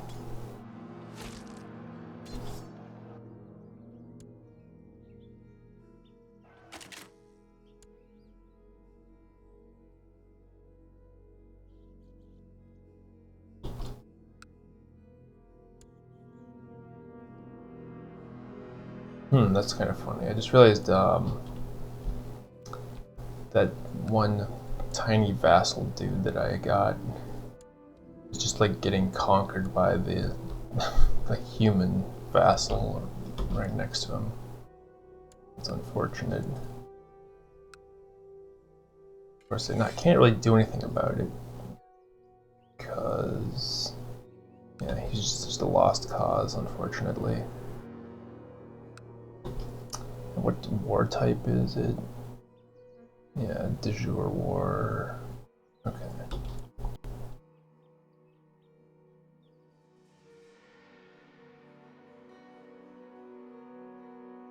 Dang, they already got more 5,000 stacks.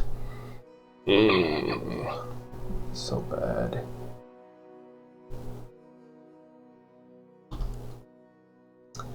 Yeah, I should. Oh, you're right. I should try to pick up a better priest.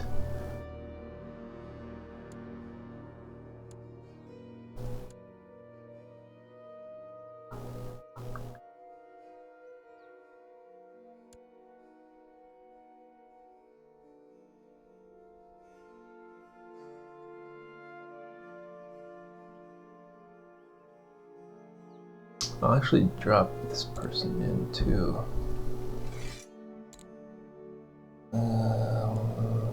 Okay.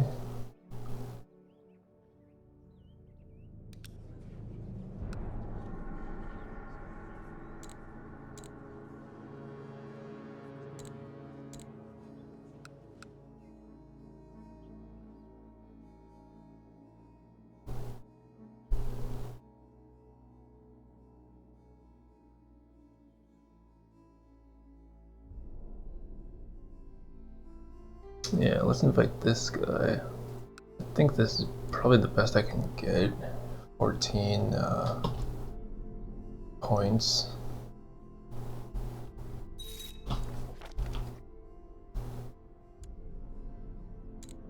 And now we'll start the proselytizing. Yeah, okay. And I guess it makes sense to go for that.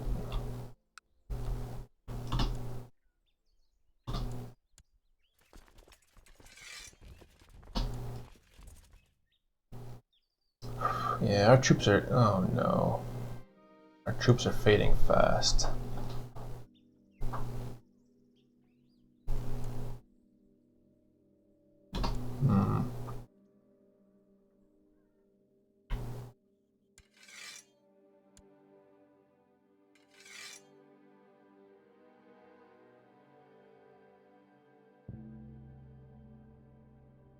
Dang.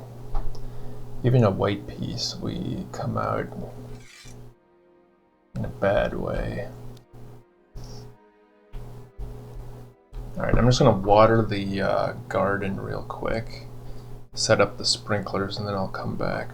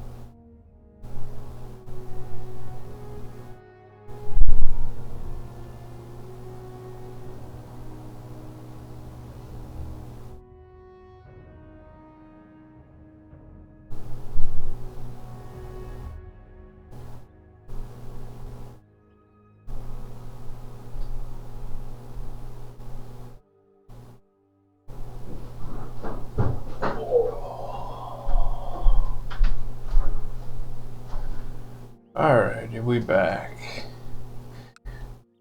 Should set up the setting up the sprinklers for our lavender plants. Just put in this summer, and they're doing a lot better than we are in this game, unfortunately. Alrighty. Yeah, like I'm not optimistic here. Man, they just keep having stacks. Yeah, I mean, I guess we could re-raise. Well, maybe we're not that far, actually.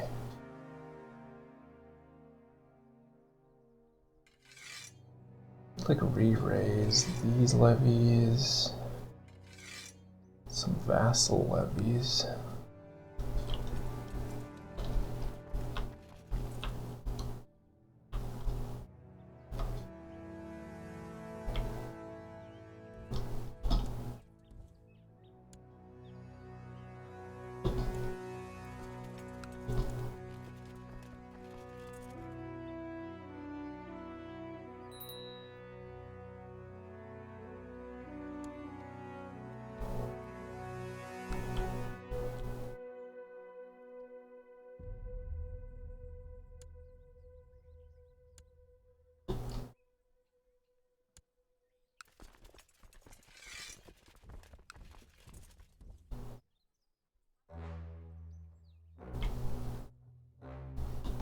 Okay, and then I guess the orcs are doing a wog against us, but that hasn't actually gone off yet. I forgot that it gives you like a notification, and then later on it actually happens. So I thought we might be already in that war, but it's not.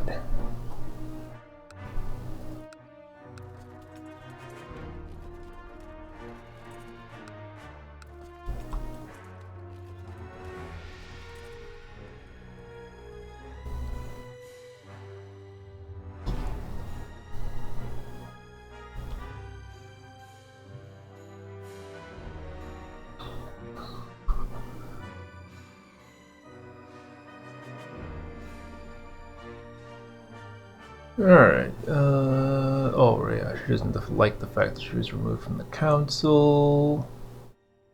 I could keep her on, but it would become controversial.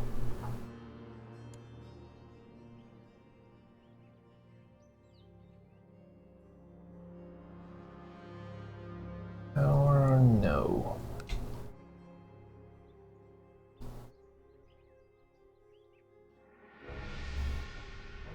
Let's see, I don't suppose we can do any more sacrifice. Oh, yeah, right.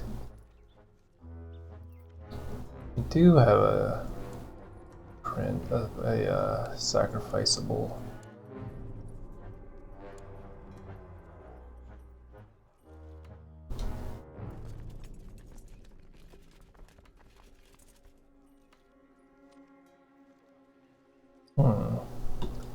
So we didn't get enough to do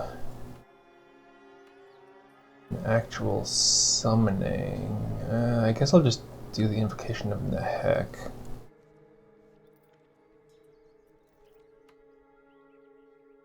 And we'll just see if this is any good.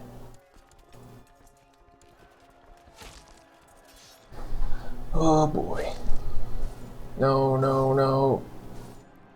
Alright, the morale is actually pretty even still.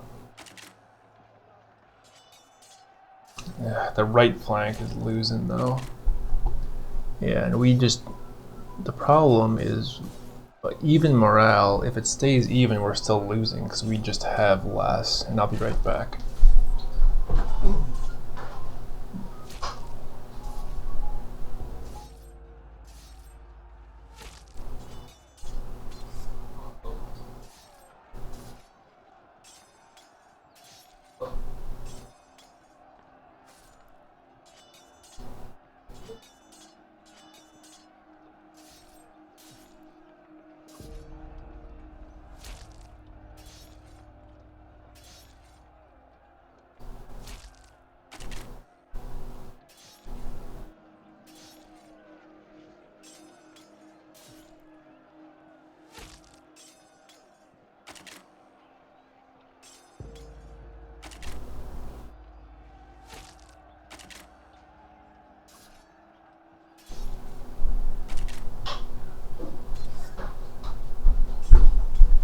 Alright, thank you.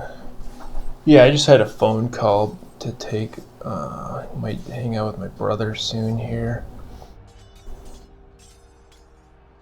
Yeah, I was thinking of just white piecing and going into the going into the mountains, like, you mean like attacking the dwarves, or what are these? Yeah, these are all dwarves. Oh yeah, they're not very powerful, actually. Right, because they're not unified yet.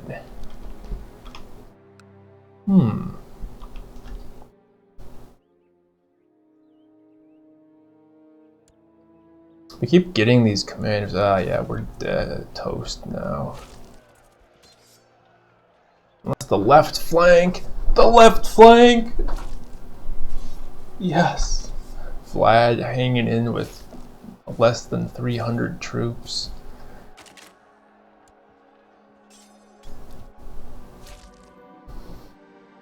Pretty much equal losses on both sides.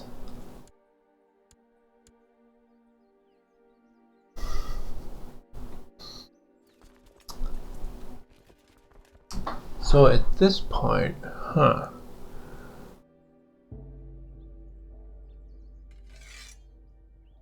let's see. I wonder if, let me check if I can sacrifice those guys. One of them I can sacrifice. I might as well. Oh, and we can summon again.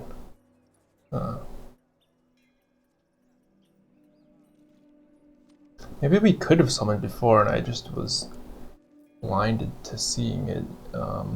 Or maybe the undead aura actually mattered. Undead horde, it does provide a 20% bonus to their attack and defense. Yeah, maybe we should just white piece.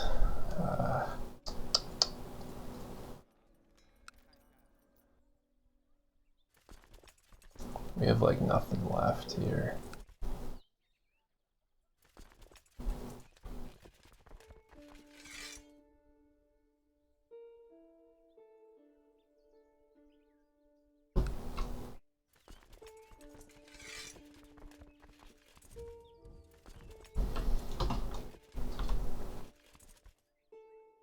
Just gonna try to see how it'll look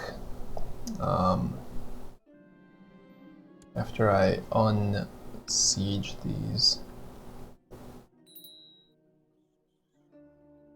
Yeah, they're just like, man, they're getting pretty big reinforcement ticks too.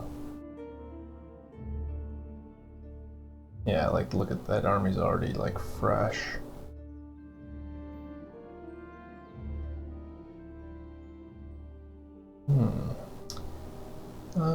I guess we'll welcome the Strigony. I don't really know for sure what they do exactly.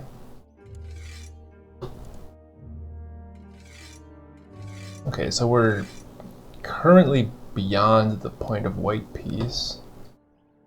Although if I recapture these territories, that might put us in the range for it.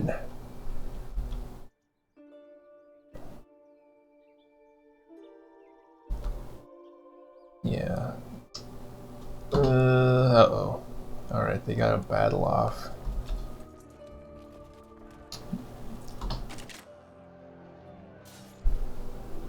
Ooh, and this isn't the good army. This isn't the Vlad army. Okay, we have no business winning this.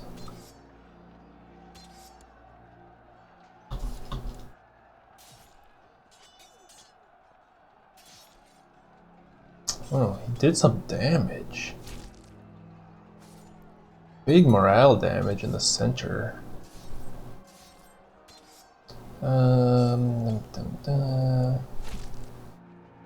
Just a random event. Free commander. Free prisoner. Some of these are battles we had no business winning. Not helping my war score though. Probably because we're just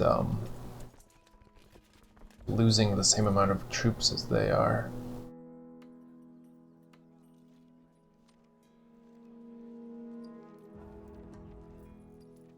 Just see if we can build up to a... Let's see how long I can go before I have to raise dead again, because the more necromantic power that you build up, the bigger the horde you can summon is. So I'm at like power level 2 right now. What? Okay. The Green Fleet sailing towards your realm. Mysterious lizards. We must declare war on them. Okay. Interesting.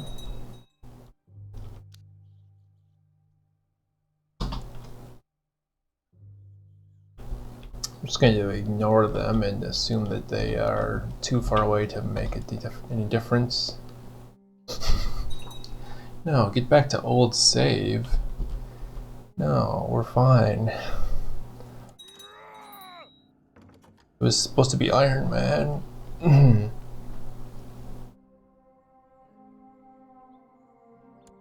Alliance broke down. Okay, I inherited another lordship. Join or war offer.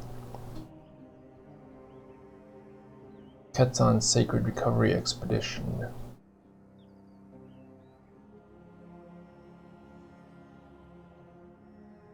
Alright, he's joining me in the Lizardman Defense Army. Sure. That doesn't, I don't think that'll matter.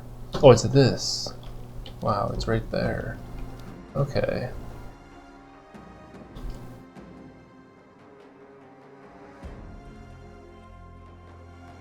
But they aren't able to loot.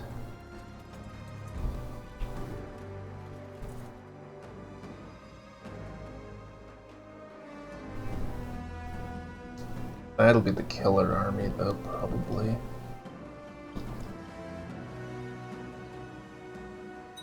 Lizardmen can't even loot, so I don't know what they're doing here. Alright, more raiders.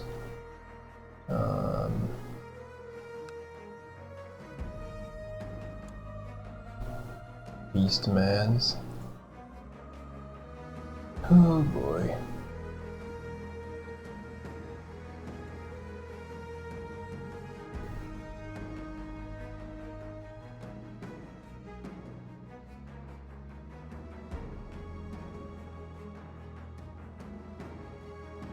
Oh yeah, let me just jump on, let's see, I might play something with my brother here too.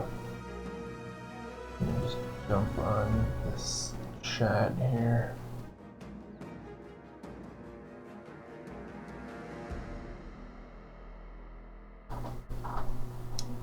Hello, can you hear me?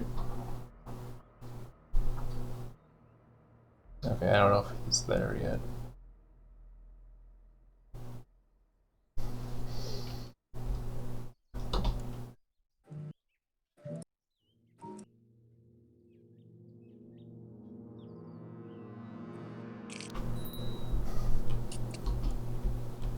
Oh my god.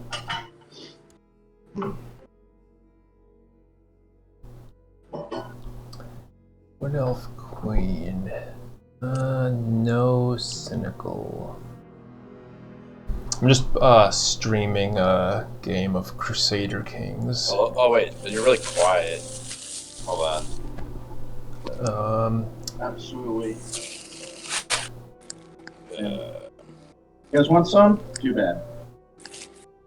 Hello? Wait. Yep, hello.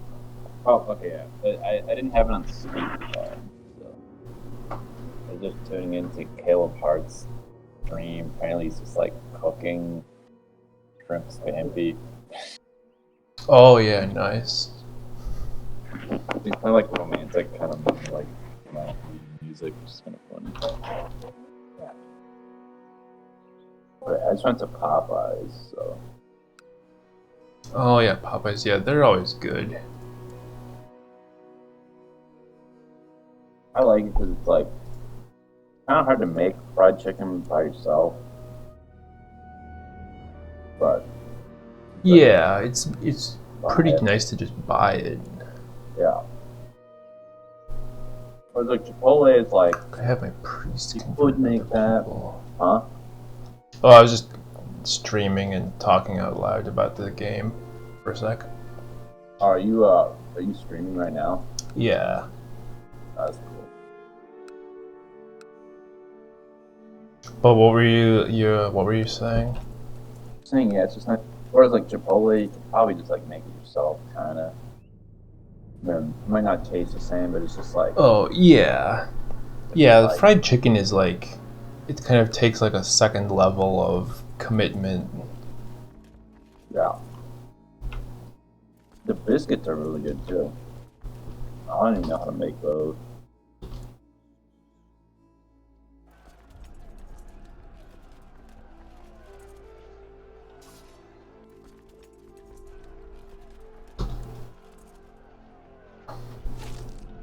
Yeah, I actually got some Red Lobster the other day and did a takeout order with I don't remember what Nong had, but just got some of the biscuits, which are always good. I was hearing this thing about how like Red Lobster just like lost a ton of money when they did that like they did like some unlimited crab thing, and it was just like it was like a terrible marketing thing because they underestimated how many people would get like 3 plates of crab. Dang. So they just like lost tons of money from that promotion. It's like one of the worst marketing failures of all time. It was like it was too popular. It was like it just ate too much of it. That's kind of funny. But it lost money because the product was too good. It wasn't like priced appropriately. It was unlimited, and people were getting like 3 plates on average or whatever. But like crab's not very filling. Yeah, I mean that's true. Because if you go to Chinese buffet, it's like mostly it's mostly vegetables or noodles or rice, which are really cheap. And there's not a lot of like shrimp or like lobster, crab, or like expensive stuff. You kind of do that on purpose. Yeah.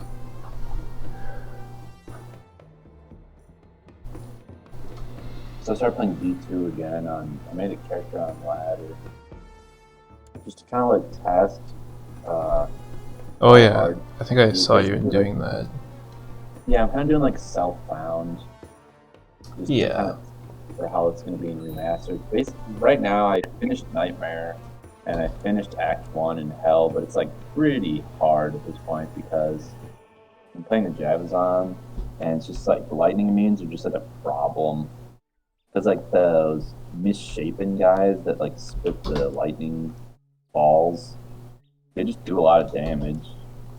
And I can't kill them, and they just like kill the mercenary pretty easily, so I might actually respec to do 20 points into Valkyrie, because then the Valkyrie might be able to like tank stuff while my mercenary kills it. But I'm just trying to calculate like because right now I have points in like the synergy, but I don't think I have to give up that much damage. I think most of the damage comes from the plus skills and not from the synergy. Dang.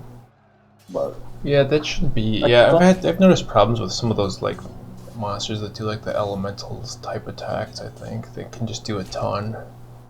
well, like I do a ton of damage, but they're just immune to lightning, so I can't do shit about that. That's where like if you were playing and you had like the conviction paladin, you could like clear hell pretty easily. But then you could just break the immunity and it would just all die.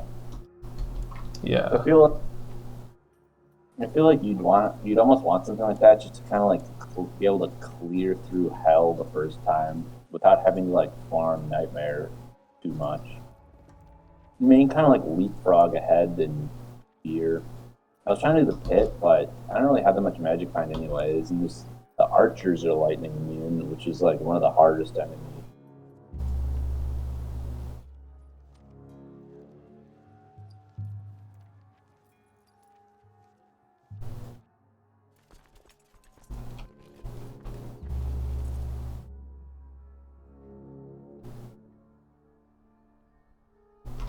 Yeah, I was thinking about doing a re-roll quick, but I don't know. I'll probably just wait till it comes out. I don't want to get like, I don't know. I played a good. I was playing a good amount earlier in the year too. Yeah. I don't want to overindulge in Diablo. That's true. That's true. I think the what was I gonna say? Sorry, I just turned the stream on and I was like hearing myself. Confusing. Oh yeah. Yeah, I'm just gonna try to do some testing, and yeah, this is because you don't really know what problems you're gonna run into until you do it. So then, like with the Jabazon, Nightmare was like easy to clear and like level up myself. I'm like 77 or something now. But now I'm like starting Hell mode. It's like I need like probably better gear. I need like a mercenary armor. I need like I don't know. Mercenary just dies so easily. I don't really have a way to kill the lightning immune. I mean, I guess I could do some kind of hybrid build where I like a bow, but I don't know. So what is you playing Crusader Kings?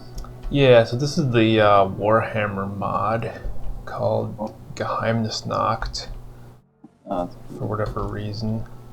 It's pretty detailed. I'm playing as Vlad of the Sylvanian vampire counts trying to take over the Empire. But they have like all the different factions and stuff available. Is the map based on like Earth or? Well, it is. It's like in this game, it's like based on the Warhammer map, which is based on the Earth map as well.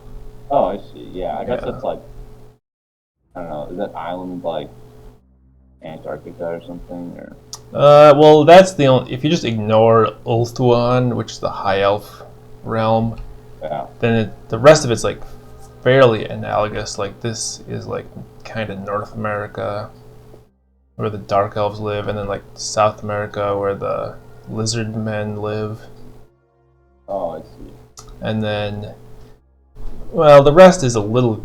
I mean, like this is kind of like similar to Europe. Yeah, kind of. With like France and then like Spain, and then the Germany is like the Empire, and then you have like the Scandinavian type stuff up here. Where's like the chaos? They're mostly kind of like the northeast section, and then kind of the whole northern top, which doesn't really exist in Earth. Oh, okay.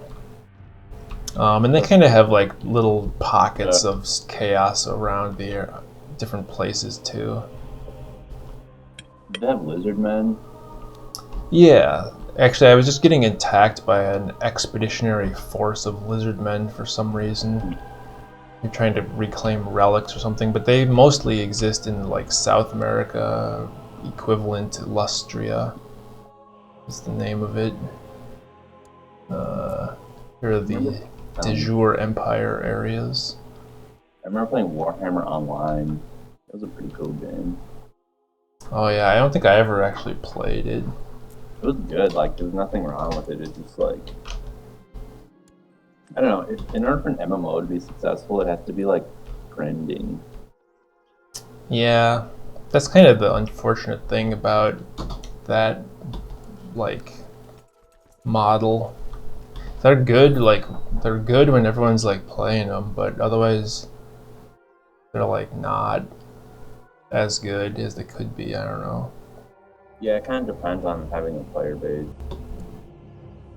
for like the economy and stuff. Yeah. Especially if there's, like, group content and stuff, you want to, like, have enough people to do it with and stuff. Yeah. That was a problem with some of the other MMOs that were less popular, but still put a lot of money into it.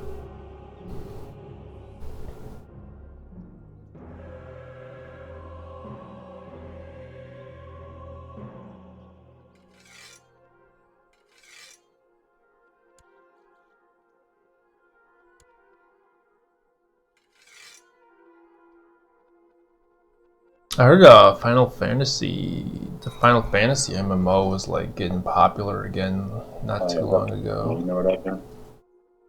Yeah. But I've never tried it, so. It's like the Final Fantasy world. Is it just like different for every game? Yeah, basically. I mean, it's like the same. Universe? Or Yeah, kinda. It's like the same, like, monsters and stuff, but, like, the land masses are all different, I think, and the timelines and everything. So it's like the same universe, I think. So it's like Legend of Zelda, how it's like a different map, but the same like races and stuff like that. Yeah. And I guess, like, all the characters are different too. Yeah. Oops. Alright, well, I'm trying to do this subjugation war against one of these imperial provinces to, like, conquer them and merge them into my evil vampire empire. And gosh, dang, my troops are good. This dude just got wrecked. The vampire counts. That would have been cool. They just Yeah. had like dark elves. What was it? Like dark elves, chaos.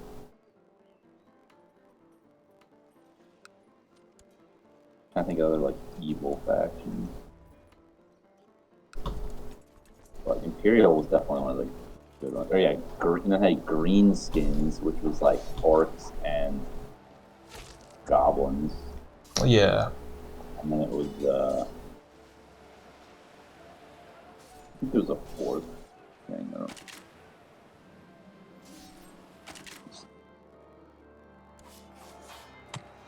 It was cool.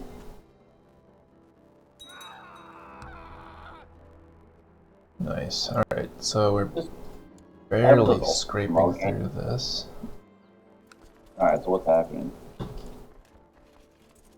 Alright, so I'm trying to siege down one of their capital cities here in, which is Nuln, is the name of it. They sent a few forces at me to try to kill me before I could siege it, but barely held off and successfully sieged it.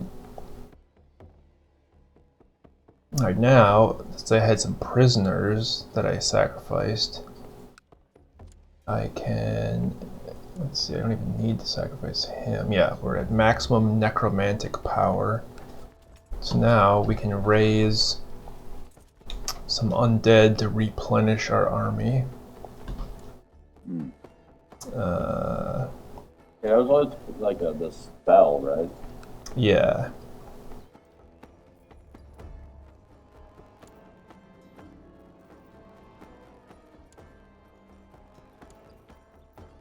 Excellent. There we go. Back up to 20,000 troops. See, we took heavy losses early on in this war, but we just have to persevere because you know, if there's heavy losses on both sides, we'll win it in the end. You're kind of like Zerg. Yeah. Max faster. So currently, the war is favoring us.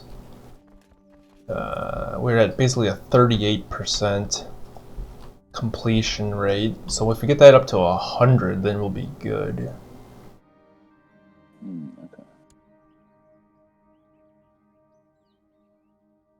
Now the only thing to be worried about here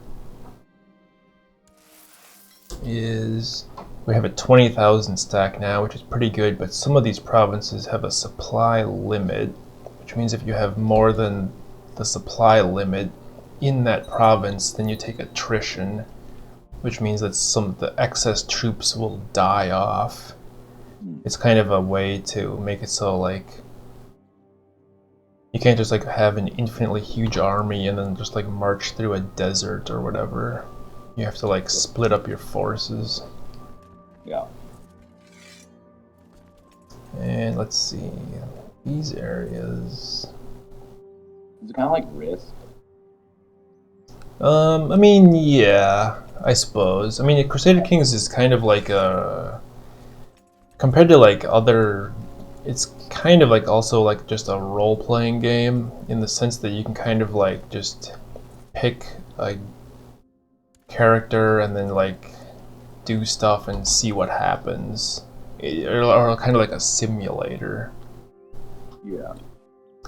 But yeah, the battling is like kind of like basically like Risk and stuff, but it's pretty complex, and you don't actually have to know that much about it.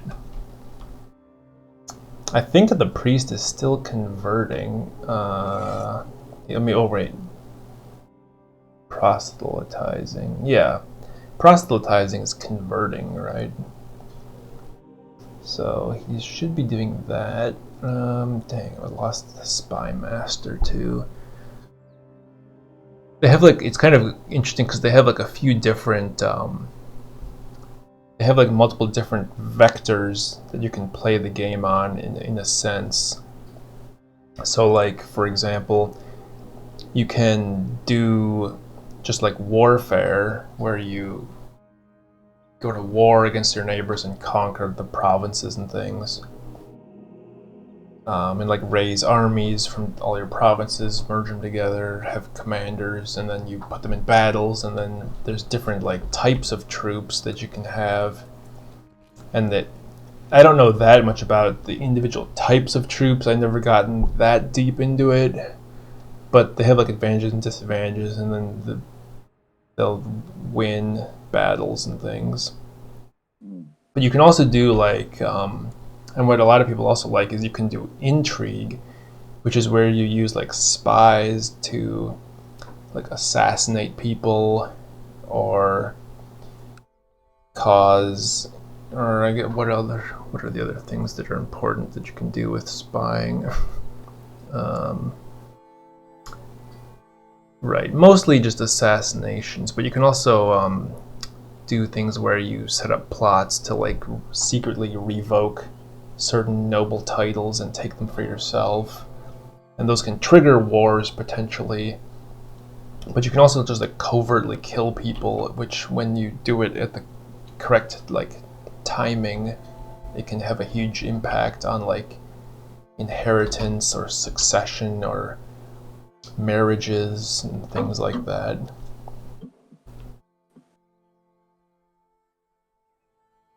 And then you can also play like the marriage game, where you just try to get people of your dynasty married off to other people that are in power, and then potentially have people of your dynasty end up inheriting land without having to go to war.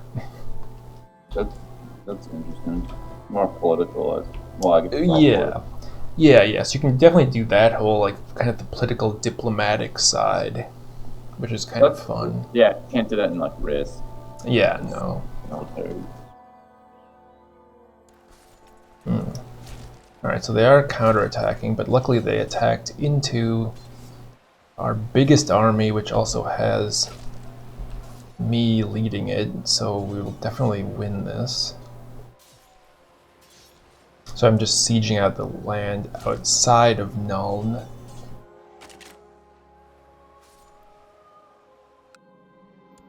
So we won that and captured somebody, which we can readily sacrifice. And I think that the priest is still converting. I just had him trying to convert this capital. Because it seemed like that makes sense. Let me... I guess I should relocate him just in case he got like... I feel like sometimes they can get bribed or something. So I'll have him start converting this province. So then one of the other axes that you can play on is like the religious side, which... I don't know, it isn't as dynamic on its own, it's more of a supporting thing, but I'm just trying to convert all of these provinces to my vampire religion because then they get less penalties and things like that. But I've just been doing that kind of on the side. And now we're just, waiting for this siege. And we've gotten our war score up to 63% now. Ooh, nice. So, no, this guy. Alright. One of our commanders got improved with the organized trait, which is one of the best ones because it increases your movement speed on the map as a military. But the guy that got improved was this crappy commander with only 9 martial score. Well, I guess, although that actually boosted him somehow. How did that happen? It was literally 9 and then it went up to 12, so that's good, I guess. But that's fine, I'll still take it, because just having anyone with the organized trait is good.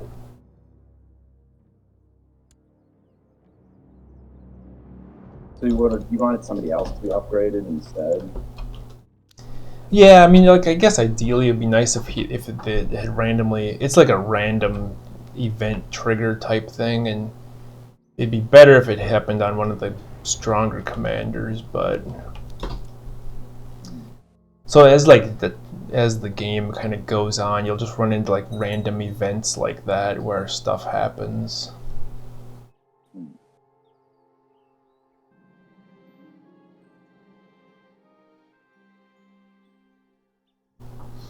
Alright, one of my commanders has been slain.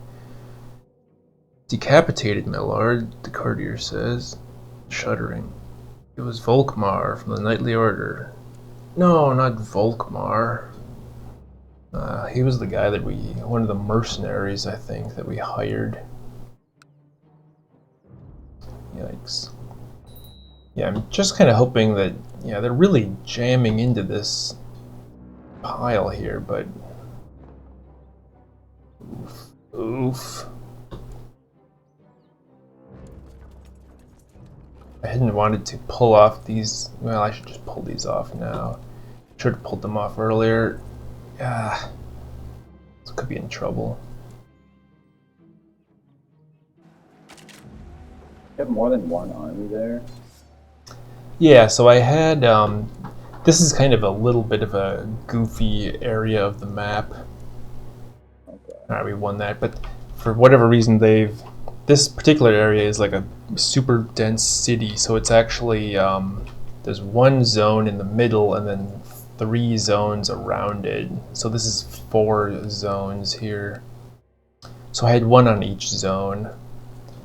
That was pretty dicey. I think we had just like lost a lot of pretty much lost almost all of our troops that are not part of the undead horde, which is not ideal.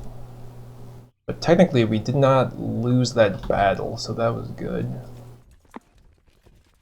So now we're at an 88% war score.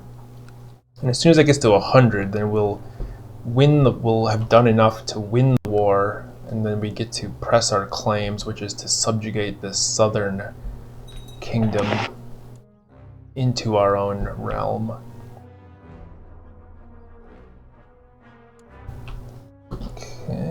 looks very good. So we probably just need to do one more province. Everything up here looks good. So let's just go.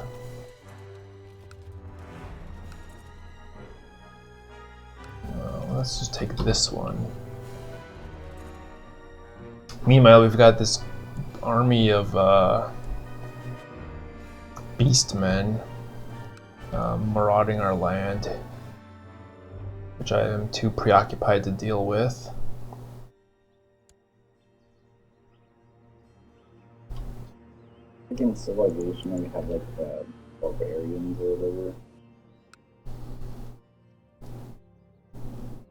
Where are the beastmen? Oh yeah, they're kind of cool. I don't know if we ever had much of them for actual Warhammer stuff, but yeah, they're kind of like barbarians. They're kind of like ogres in a sense, where they're just like all their troops are just like minotaurs and stuff. Okay, yeah, that's cool. Or like Goatman or something. Yeah. So they're like pretty strong, but I don't know that I played it against them on the I played like on the Total War game, Total War Warhammer, where it's like kind of like this, but it's like more like the actual game where you have like just the individual battles that you do with the microing the units and stuff, and they're pretty like ridiculously strong in that.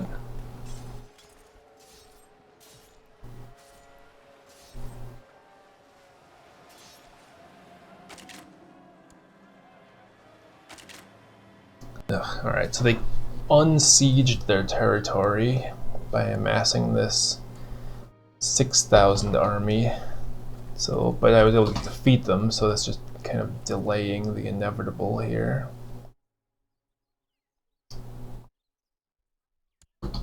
Alright, nice, got that. Then we'll move back over to reconquer the other thing.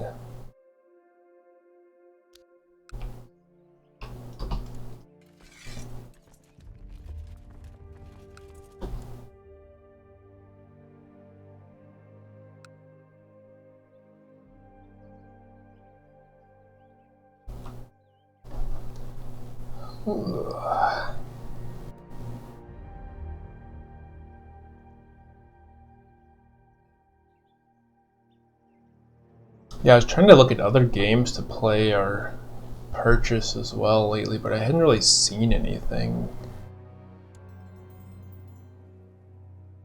that was like super interesting.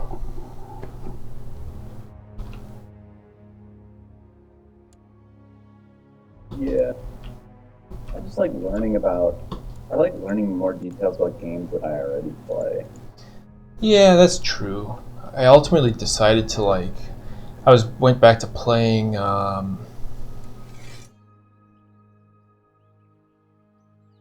Infinifactory, which is like a kind of a puzzle game where you have to like build a factory that makes a certain type of thing. Yeah, that might be kind of fun. Kind of like a puzzle game. Yeah. Yeah, so I was doing that earlier, and yeah, that's pretty cool. I don't know if you have played anything like that before, but they're kind of nice. Some of those, man, that one is not too hard, I guess, but I was playing, if you've played,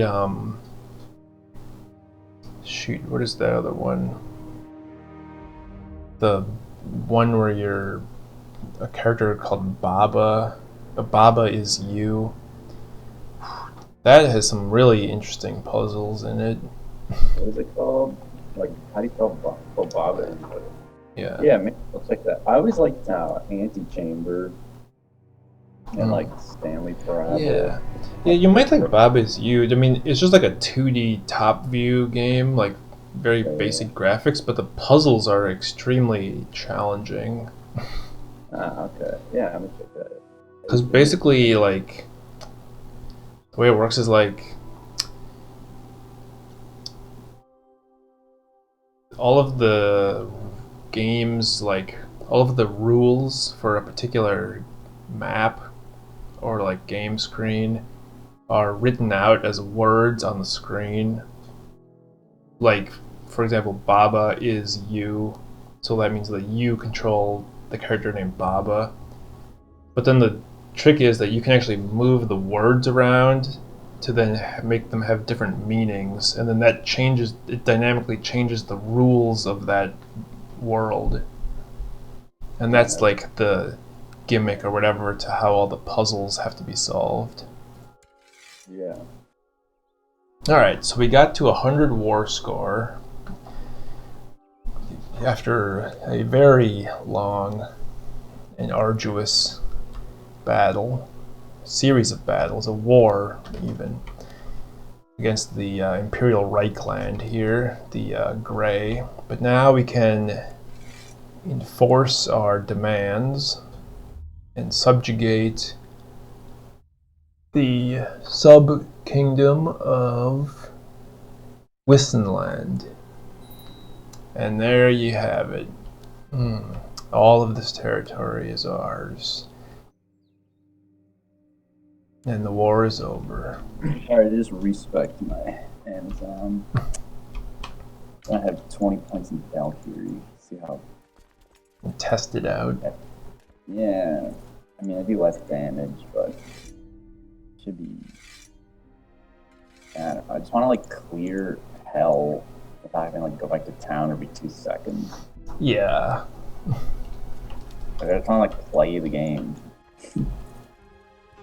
And I don't really do that much less damage. Like, only, like, 150 less max. Which is only, like, 75 less damage per hit.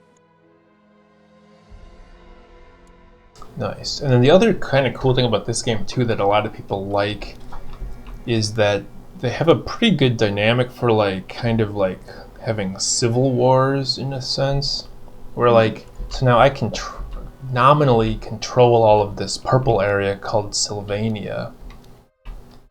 Whoops, that's like part of my empire, or that is my empire. But personally, I only own the lands of Drakenhof, Sumpfdorf, and Mickeldorf. And then I own the Empire of Sylvania. What's the difference between owning the or like controlling it and owning it? Yeah, so I only get the personal and immediate benefits from those three individual little areas that I control, which are like this, and some other one somewhere. Yeah, but then I hold the title Emperor of this area, which means that whoever owns all of these other areas basically have to follow certain like rules that are set up by me. So I think, for example, and the rules, you know, can change over time potentially, but basically they have to pay me certain percentages of what they make in terms of which are known as like the vassal obligations. So they have to pay me like a percentage tax of the money they make, and then a percentage tax of like how many troops they have to join my army. And then the like percentages and things, actually, if you try to change them, they have to be voted on by your council of advisors, which you appoint, but if they don't like you enough, then they won't vote for you. And if you like kick people out, then they won't like you anymore, and stuff like that. Essentially. Yeah, well, so like basically the laws kind of have to get voted on by the council, but my position would never change because it's inherited. Okay, but you don't necessarily control the whole council. Yeah, like I can appoint anyone I want to it, but well, actually, I guess how does that work? So if I can appoint, right? So I can appoint people, whoever I want to it, but you don't necessarily know how they will vote on any particular issue until you bring it up to the council. And to rearrange people for every single vote is a little bit unnecessary, because once you like kick someone out and replace them with someone else, then the original person won't like you anymore for a long time, and there's not like an unlimited supply of talented people, because you also want to have people on the council that have good stats. Oh, okay. Although the flip side is you also want to have your vassals on the council, or else they will hate you. So, like, for example, this guy, Chancellor Ulrich, is the Prince of Ostermark, which is this entire territory that he controls within my territory. So he's actually a pretty powerful vassal within my empire. He personally commands like 1,700 troops that he is able to get from his, sub-vassals of the individual areas that contribute towards him. So it's kind of like a nested tree-like branching scenario. Right. So like yeah, so you kind of have like to like placate this guy to some extent so that he'll actually work with you. There are some obligations where that he's required to fulfill, but not he doesn't have to you don't just control the territory automatically. So even if you like theoretically control everything, there's still like a lot of game to be played. Right. Just in like maintaining your own empire. All right, so I got the Valkyrie up and running. It's pretty good actually, because it's just like way better tank than the Mercenary. It has a really slow attack, but it actually does a lot of damage, which I didn't.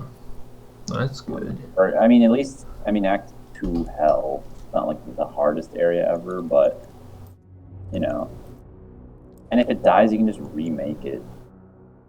Whereas if the Mercenary dies, you lose like 2,000 gold. Yeah.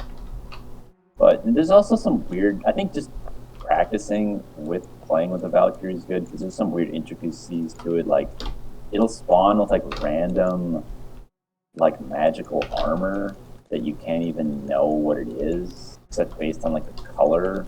Oh, like right now, it's like, it basically gets like random like items that spawn whenever you remake it, but you don't necessarily know like what those items are doing. So like right now it has like a bronze colored armor, and I think bronze signifies like attacker takes damage, or it's like the same colors that are on all like the magical gear in the game.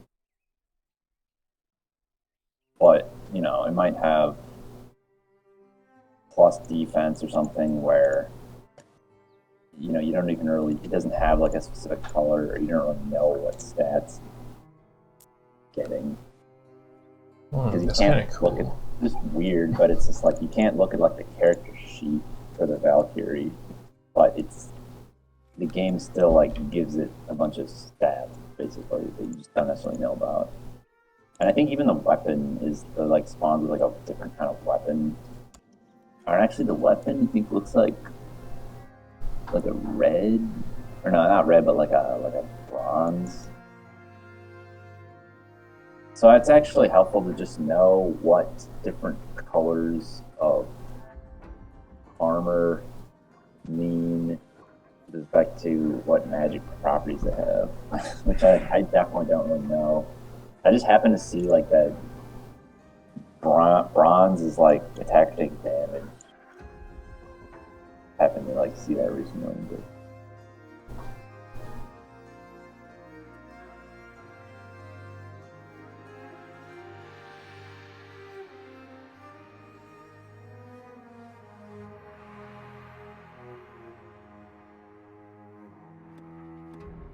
you need better rings.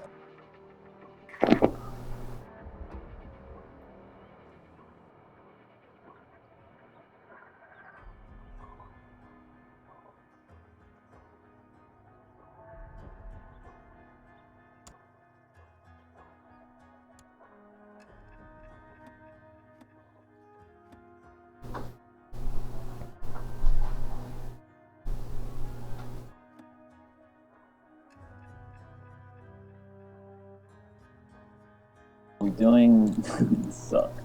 We're doing Maggot Lair, and there's just a bunch of scarab beetles that are immune to lightning. Can't kill them, so I just have to like let the mercenary and the Valkyrie try to kill it. But Do you have a staff of teleportation or anything? that's a really good idea, actually. Yeah. Yeah, try to get. Yeah, sometimes you can get that on like amulets. Or yeah, like Naj's Puzzler has that. I don't have that, but I think you can yeah. shop them not too hard from like Ormus. Oh yeah, let's do okay, Dragon. Although I don't know much gold.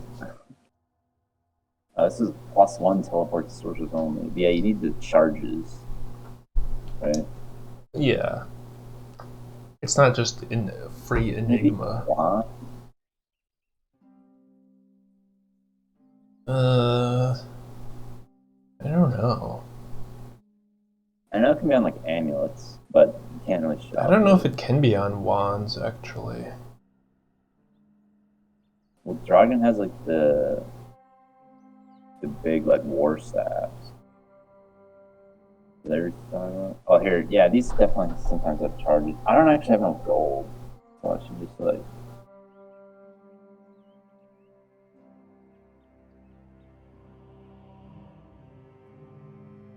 We should do from. Maybe we should do a nightmare. I already found the Mega Lair in this game, but.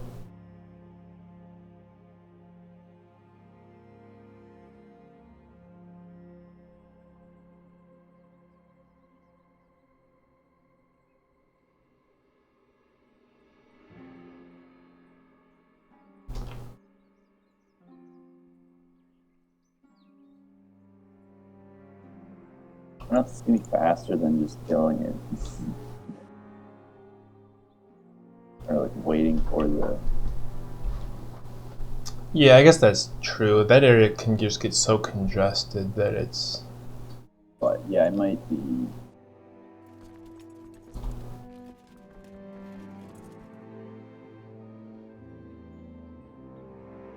Chance of dying.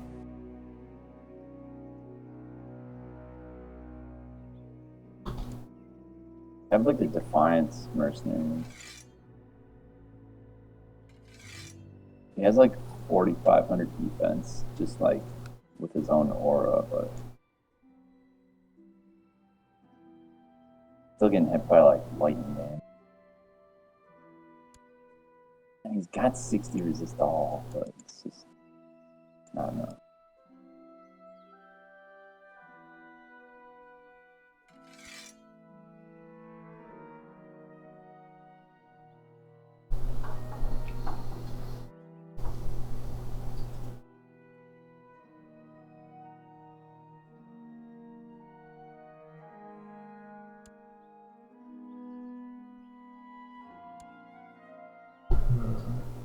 Now I just have to figure out a way to get these the vassal kings to not hate me. If I could get them to join my religion, it might work.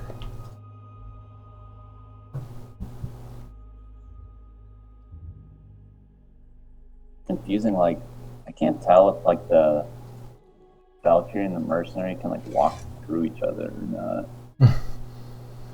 Yeah, I don't know if any. I think it's like hard to tell if anything can walk through anything in that game. Like I can walk through the mercenary and the Valkyrie, but I don't know how the enemies interact with each other. There's just it's like the mercenary does damage, but he's like too fragile. The Valkyrie's a tank. It's like I want the mercenary to be like hitting stuff, but I don't want him to be getting hit. It's like very finicky.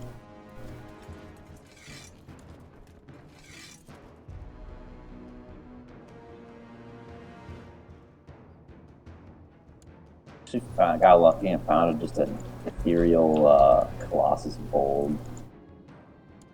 And so then I socket quested it for 4 sockets. And I actually also found an ethereal pressure with no sockets, but I tried to do the cube recipe, and it came out with 2 sockets. Yeah.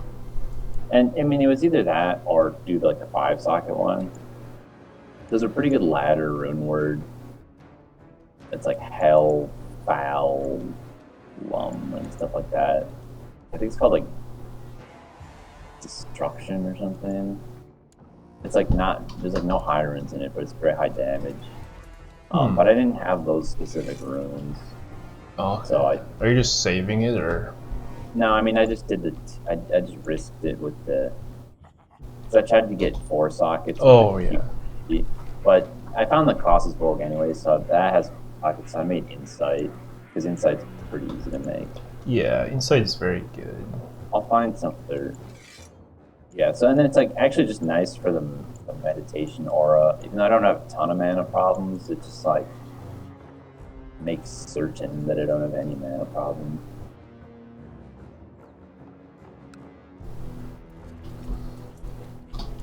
Yeah, Insight's like really good. I mean, it's good, like pretty good damage too for the actual weapon. It's a pretty strong base because the F, and then he's just using like a body armor with amethyst for plus strength. So it's a little. I mean, it's pretty budget, but it's like kind of working for now. As he levels up, I can take more of that off. But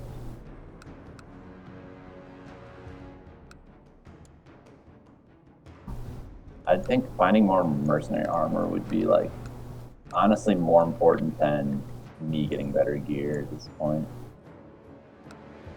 Because I can kill the non-lightning immunes just fine, and I'm not really dying. I mean, I could have higher defense, but it's I'm ranged, so it doesn't really matter.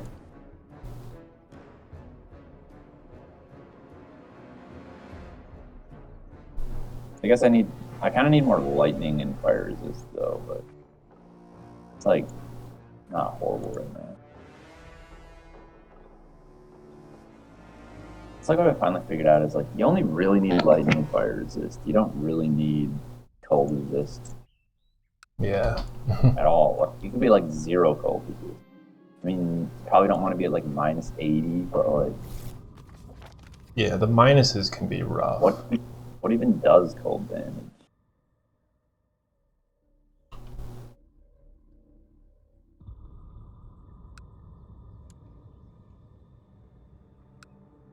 Using a Rhyme shield for cannot be frozen, and it has Magic Find, and yeah, Rhyme is just really good. It has cannot be frozen, Magic Find, and 25 Magic Find, 25 resist all. It has increased chance of blocking and faster block.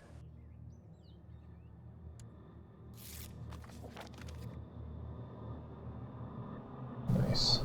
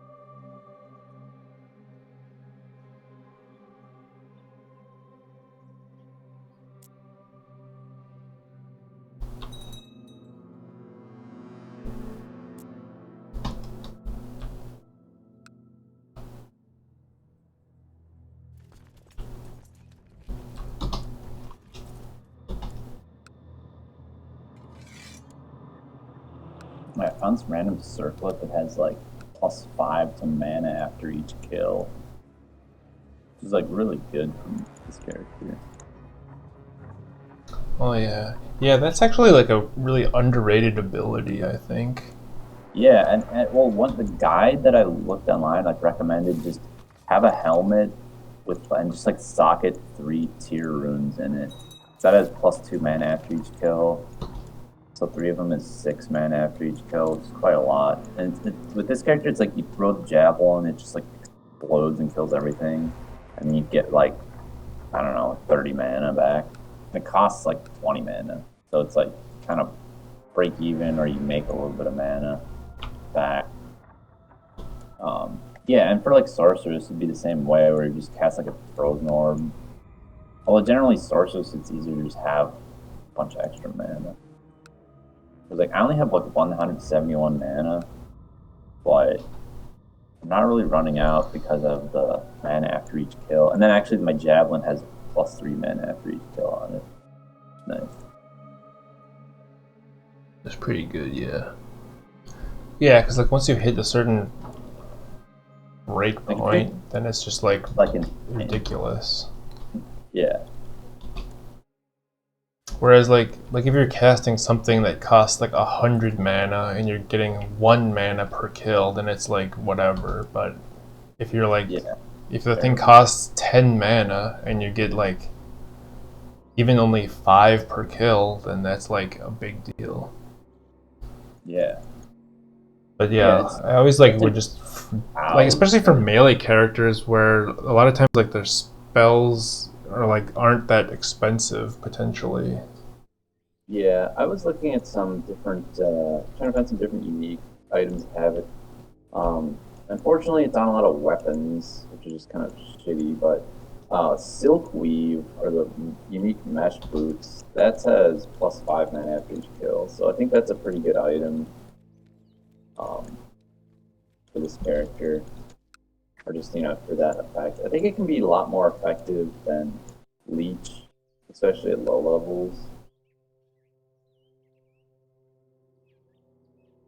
Because like Leech, you gotta still do a ton of physical damage. And Yeah. Things just like skeletons just simply cannot be leached from. So, it's just annoying.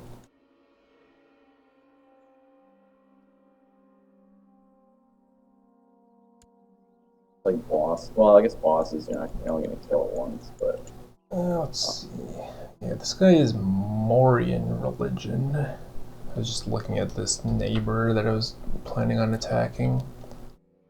I don't remember how this interacts, but this is just like some weird one-off province that has weird religion. mm-hmm. He won't vassalize. But I think I can just do the forced vassalization war. Yeah, I don't know if this guy has like I don't know if he has like special properties or something. Oh, he's a vampire hunter. Okay. He'd probably be cool to play as.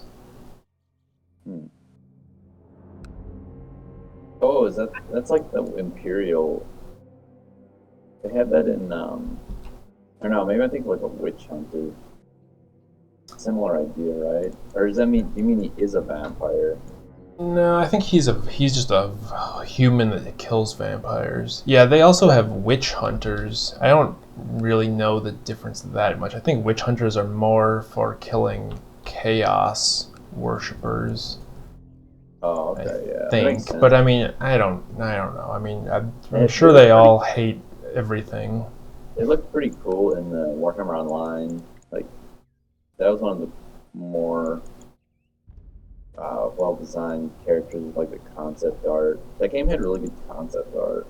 Got like everybody really hyped for it. But then you go play it and your armor like sucks. Yeah. WoW did a good job of having like reasonable progression as you leveled up, gear progression. Because like some MMOs, you just I don't know, maybe I just didn't really get that high level in other MMOs, but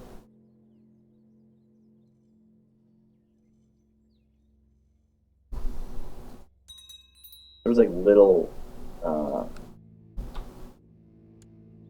changes, like in if you get to level 40, there's like a shaman. In WoW, you go from leather to mail armor. Oh yeah, that was kind of Little interesting. breakpoint. Or like if you're a warrior, you get plate. And there isn't even any plate like at low level, which is kind of cool, I guess. Oh yeah, because like nobody can use it before like 40, or at least originally. They probably changed it or something. Yeah, I think it's still. Oh, I don't even remember. I don't play it in a while, but.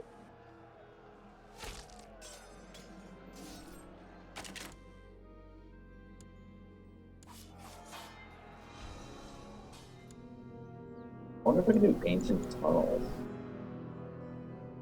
I don't know of like the proper. Oh, I should talk to Ben because he always played as like lightning sorceress, so he would know what areas. I think I can always do Countess, but you know, Countess is like more for teleporting characters. I think Countess is never lightning immune. If I remember correctly.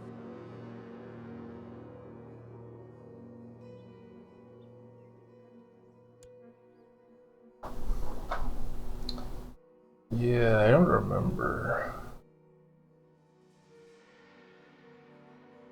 I've never done like enough Countess runs to remember. No, I was doing some earlier. Or I guess she can be cold immune. It can be cold So and yeah. or immune. Or, yeah, cold or fire or both. But I haven't seen it be lightning. Yeah, that sounds about right. It's actually annoying on Nightmare. Acmel the Cursed, the Act 2 Bale Minions guy can sometimes be lightning immune. I was still able to kill it. And then Bartuk is annoying because he's always lightning enchanted. And I think that gives him like a plus 50 lightning resistance or something. Which is pretty noticeable. The damage is a lot less. Hmm.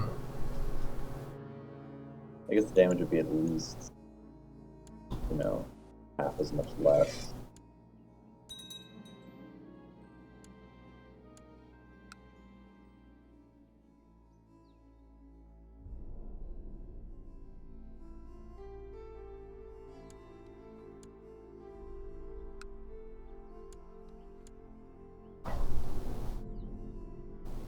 Blue armor do. Well, this is crazy. Like the Lost City in Act 2 is like it's like looped back around, so it's like I can see town from here. So crazy. I don't know if I've ever seen it like this before. In Act 3. No, in Act 2. Oh. So it's like I'm in the Lost City, but like you could almost like teleport to town. It's Oh so yeah. crazy. Alright, now I can eradicate the vampire hunters. No one was able to no one was willing to defend them against me, so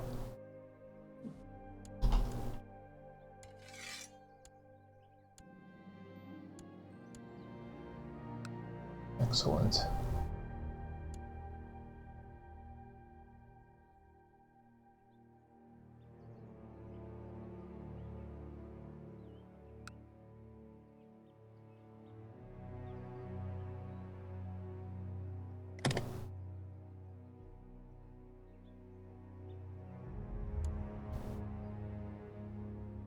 Try ancient tunnel.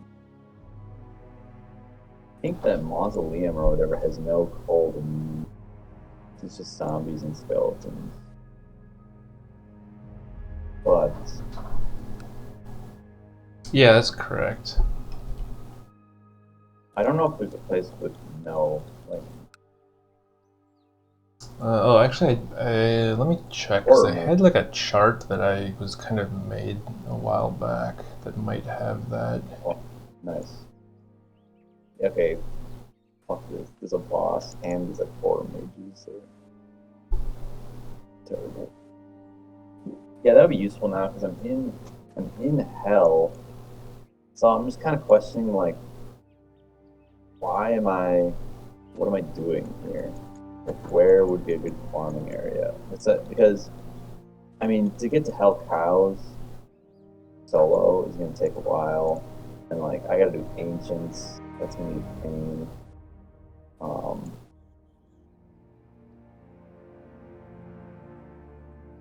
but yeah, I mean hell cows is pretty ideal for this character, but just like progressing to get there might be a little bit difficult.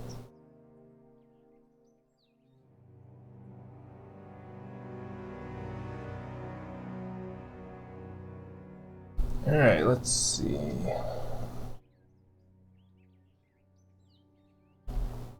So you want lightning? No lightning immunes. At least like maybe only one enemy type that can be lightning immune, but might not always spawn. Is it the pit always has the archers, or usually has the archers?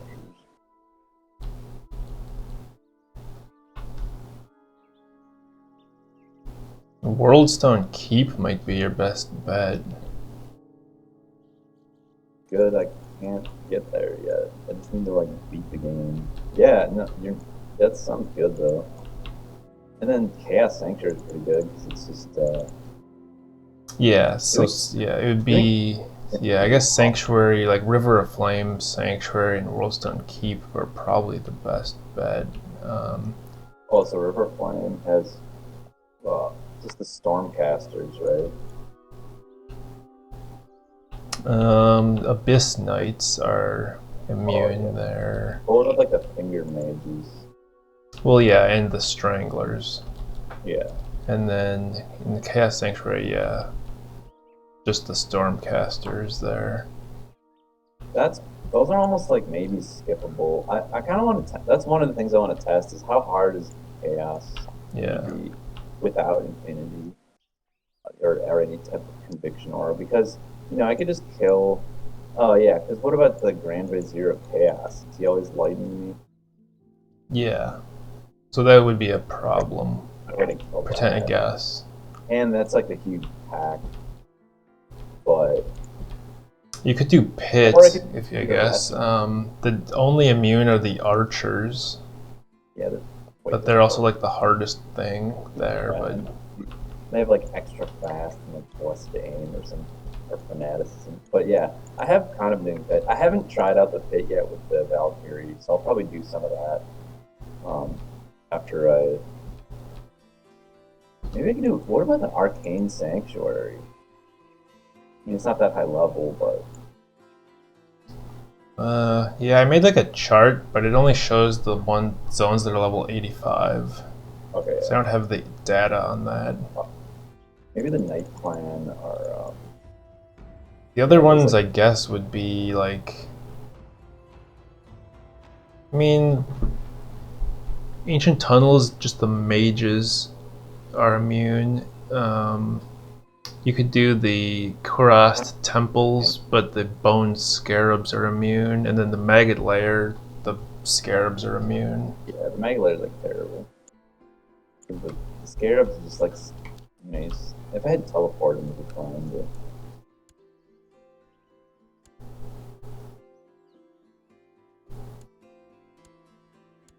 Seems like a Shaco. I just found like a white Shaco. Like, why is it like not called Harlequin Crest? Nobody would ever call it that. Yeah. I wonder if that'll catch on during the remaster or not. I wonder. Well, see, HC stands for hardcore. Yeah, It's like, nobody is ever typing out Harlequin, so. yeah, no one knows that spell. I guess I could just call it Crest. Yeah, that's yeah, because nobody else. Well, Shaco is just such a weird, unique sounding word. That's true. Whereas crest could be like, well, yeah, it's nothing really else called that. Alright, Claw Viper Temple level 1's looking good. Salamanders are pretty easy to kill. Oh, this was such a nightmare on when I had the cold bows on. Because like the Claw Vipers were immune to colds. And the Bone Warriors were immune to colds. Look. How am I even gonna beat this? It did somehow, but I do all physical damage.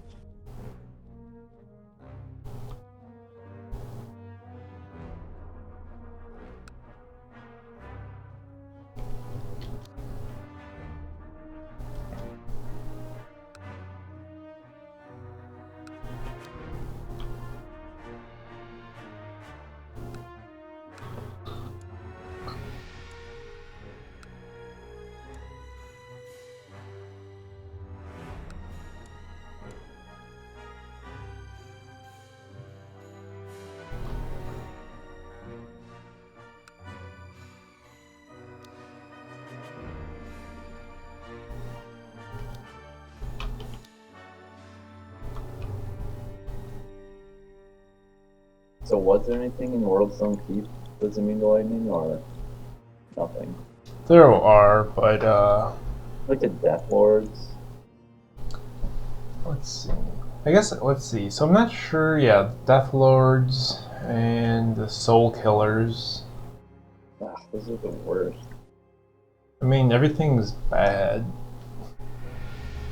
But yeah. And Souls. Too. Yeah, Death Lords, Demon Sprites, Unleveled Worldstone 3. How's it better than a different area? I don't know. Maybe they won't spawn. I'm not sure. Well, Sanctuary is like guaranteed at one type. I don't know. I'll just try it. See how hard it is. Yeah. Because I guess, like, I wonder if, like, the monsters that it chooses, I wonder if it always chooses one that's immune to every element or not.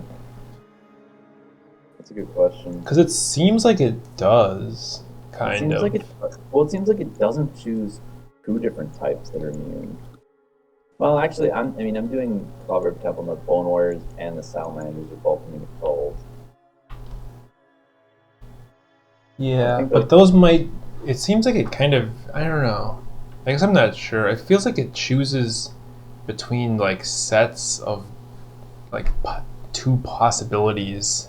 Like, it'll choose a particular one monster type or another one, but never both, maybe. But I'm not sure if that's, I guess that could be easy to test. I've seen the Undead Soul Killers and Burning Souls, and they're both lightning immune. And like the Throne of Destruction. Yeah. Yeah. I mean, they might be, yeah, I guess I'm just not sure. Might be certain sets that never spawn together. Yeah, I mean, that's something you could test. Yeah. I mean, you can test that in single player, just like pretty easily. Just gonna go and like, I mean, you'd have to kind of sit and like collect some data for a while. But I guess maybe there aren't though, because we've. I'm trying to remember if we've seen like Hell Witches and Burning Souls. Well, I don't know. But yeah. I guess I'll just keep an eye on it when the remaster comes out, just out of curiosity. Those are the succubuses, the succubi. Yeah, those are the succubi. Those are immune to physical, right? Yeah, those are like, they'll just die instantly to this character. It's funny how like certain characters you play, different enemies are like way more significant. Like if you're playing that, if you get like the Hell Witches and you're playing like a melee, or like Barb or something, you just like speed to that. Or you just have to like try to run past all of them and you shoot that like the blood stars. It's like crazy.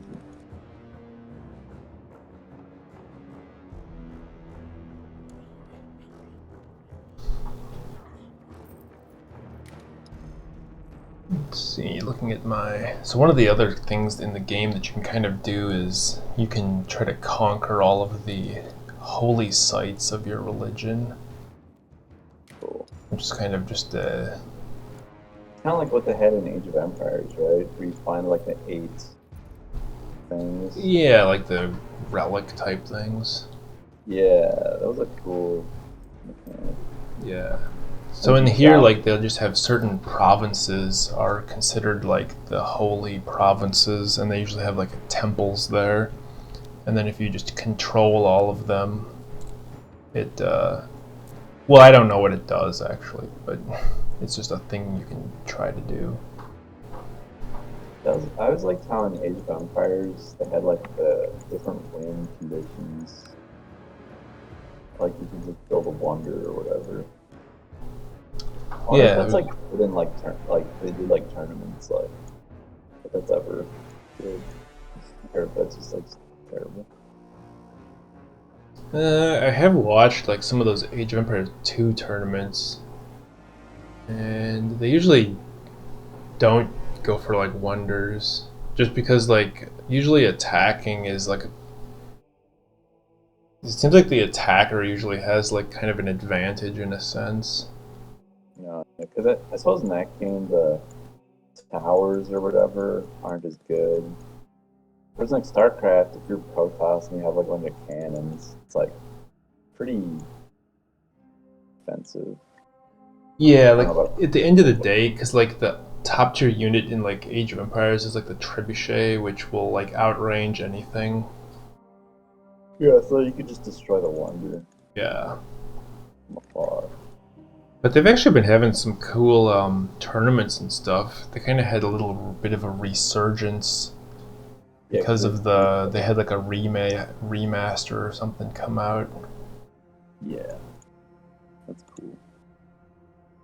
Yeah, I'm excited for Diablo 2 remaster. I don't know if I like the graphics or if I'll play with the new graphics or not, or if my computer can even run it. Hopefully, my computer can still run like Diablo 2 remastered, like it can run Diablo 2. Like why wouldn't it? Like it's the same game. I just play the old graphics, right? Yeah, I mean, it's hard to say if...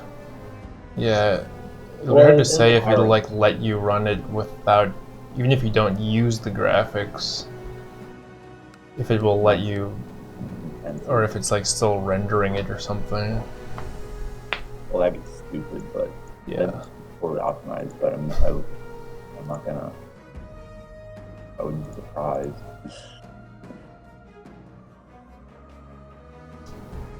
Right. Oh, yeah. So I was looking at my religion here, and yeah, so I can't make an anti-pope.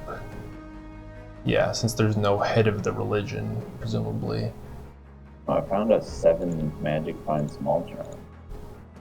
Pretty good. Those are always nice.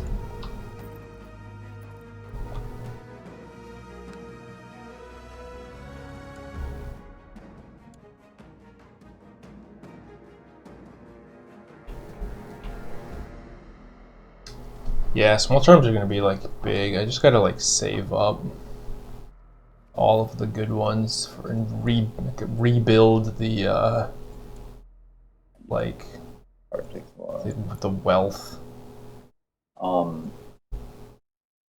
Something you can do for small charms is get one from like Nightmare Tombs and re-roll it because it could have plus 20 life and 5 resist all. You can actually get an even lower level one if you just want the 5 resist all, or you want the best chance of getting the 5 resist all. Yeah. If you want to have it be lower level so that when you re-roll it, it chooses between less possibilities.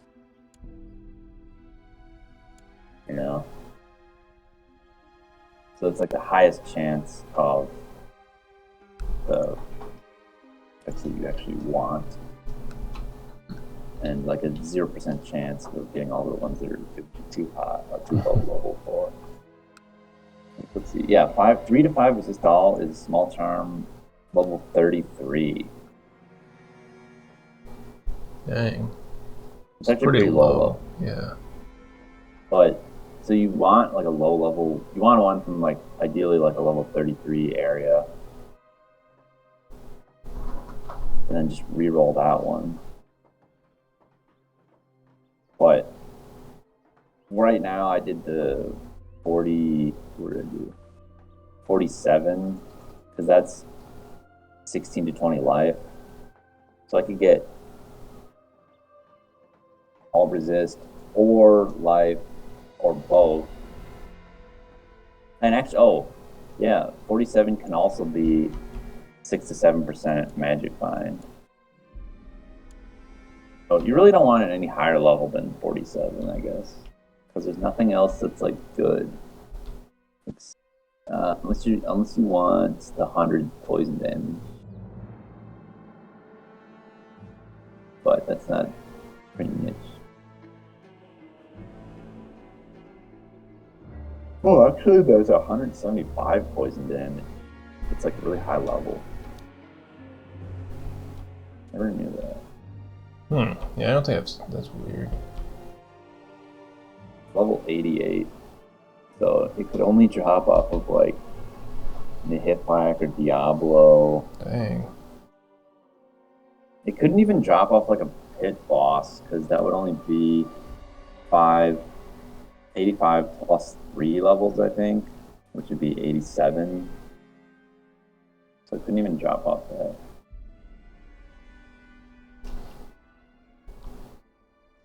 So you want to be, let's see, in the chat, you wanted me to improve, you're thinking of improving relations with Imperial Westerland.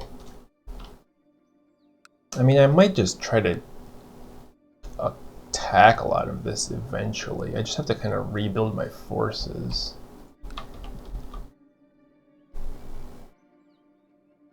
Empire. And actually, those goblins are outside these goblins are outside the realm as well.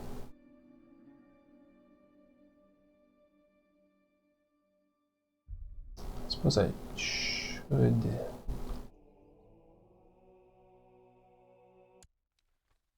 try for this sepulture. I'm heading to Arcane Sanctuary now. See how that is.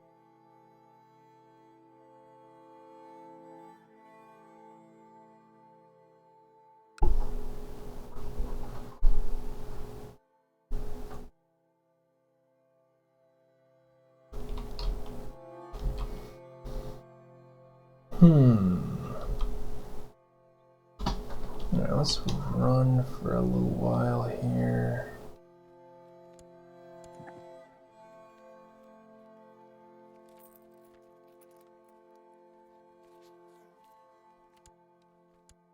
Oh god, this random boss has conviction.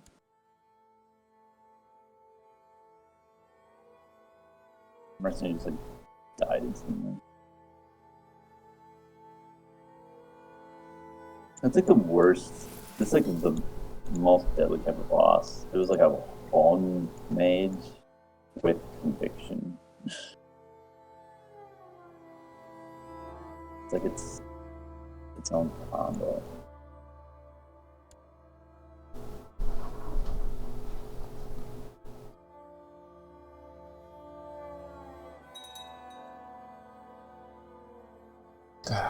Steward died.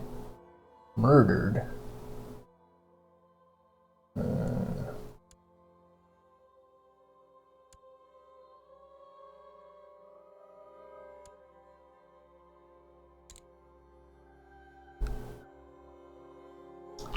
Well, do have my character write a book about military strategy to reflect on the ridiculous Imperial conquest wars. Oh god. Giant pack of 4 mages. Oh, I went the wrong way.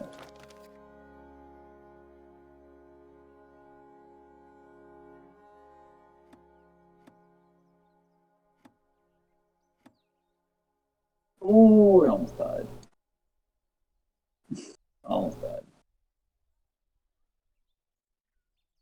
was at the bar the other day and like I was telling somebody how I'm like playing Diablo 2, and they're like, "Oh, do you play hardcore?" Or like, "You gotta play hardcore," and just like, I don't know. I think like it's always like people who don't play that say stuff like that. Yeah, I mean, there's two different. It's kind of just two different games. I mean, It's kind of like I don't know. I mean, it's kind of gimmicky in my opinion. It's just like yeah, it's just you're just playing. I don't know. It's not really that appealing. You're just like playing more. You're just like losing more. yeah. So here's the Wood Elf Queen. So this sometimes she becomes cynical then, or I'm not sure. I've never actually played with Wood Elves or interacted with them at all, but don't really know what they're all about. Kinda cool though.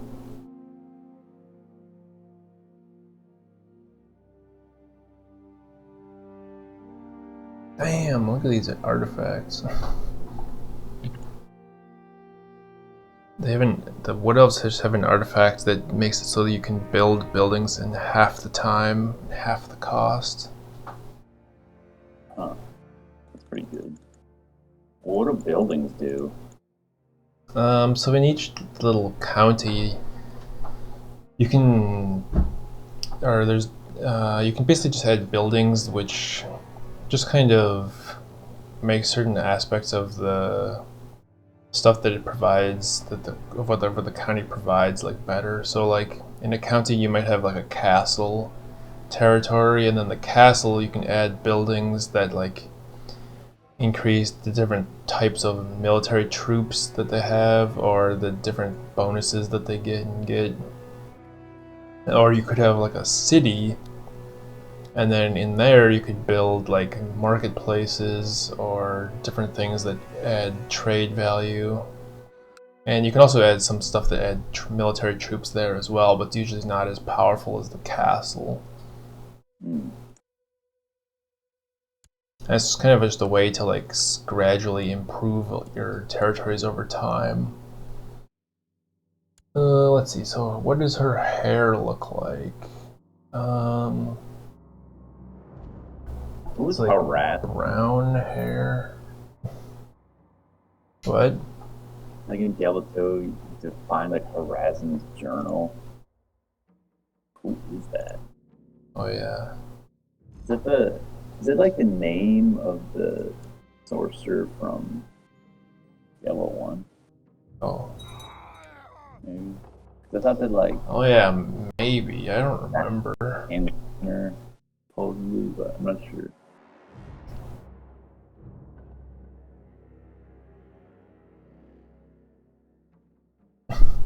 Ah, okay. You're asking about her heir. Okay.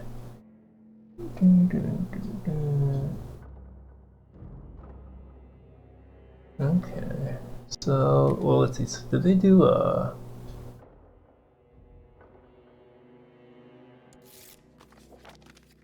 who's the sibling?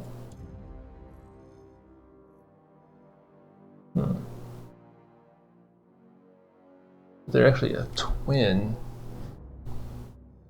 but the twin that doesn't have any territory is the one that will inherit everything. Pretty good martial, brave, dark magic, hardy. The other thing that a lot of people do in this game too is like all the characters can have like different traits that some of them you can get from like random events or from having particular lifestyles or choosing options. Like sometimes they'll have random events where you can choose different options, and certain things can lead to other things that have a chance of giving you traits, such as like being brave or something. And then that increases like your martial ability, like which factors into like warfare and stuff. And then the other side is there's like genetic traits as well, which can provide bonuses, but they're only passed on like you know, from genetics. So sometimes you could have like two kids, and one of them's super good traits, and one of them has really bad traits, but the bad trait kid is the one that's set to inherit everything because they're the oldest. That's okay, so Jazz Wrath is the Oh, name okay, cool. summoner. And it's the Diablo 1 sorcerer. But Horizon is like one of the older summoners or something like that. Like escapes and then like so Horizon's like was there before the summoner was there. And Bartok is related to Horizon. Like brothers or something.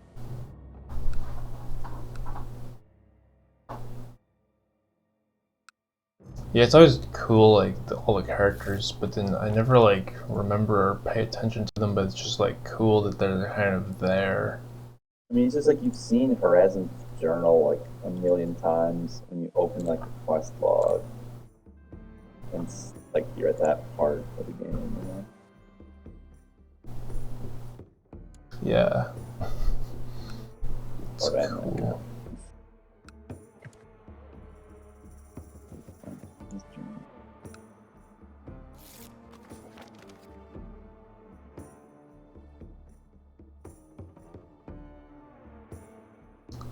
See, oh, dang it! I was trying to sort this by finding people of the high rank, and my scroll bar was in the middle of the section, so the high rank people weren't not really sorting correctly.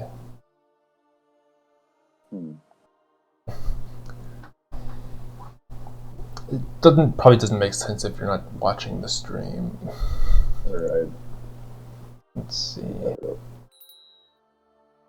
So is there, just for the chat, so cynical people will be more likely to convert. Is there like an actual action you can get where you ask them to convert? Or is it just based on putting the priest in there and waiting for them to randomly proselytize them? You happen to know.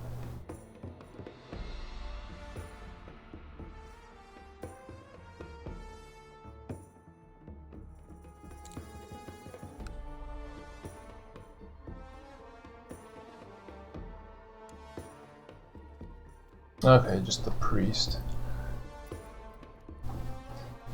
But yeah, actually, I guess that's a good idea, though, to use the priest potentially, like, offensively to convert people. Like, if you could theoretically, like, get this guy to convert, it would be potentially a big game. I don't think...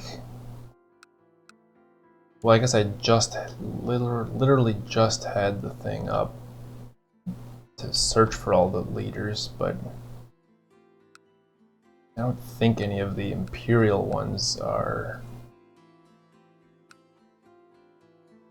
All right.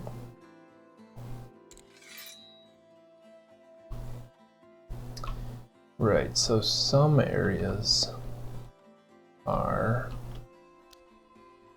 Oh, this one is.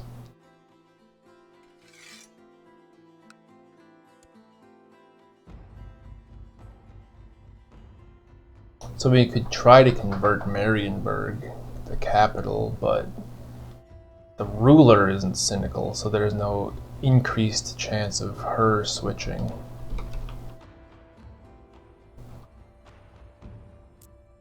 But yeah, that's a good strategy, though. I've never really used religion to try to convert outside the realm. Yeah, because they can arrest him.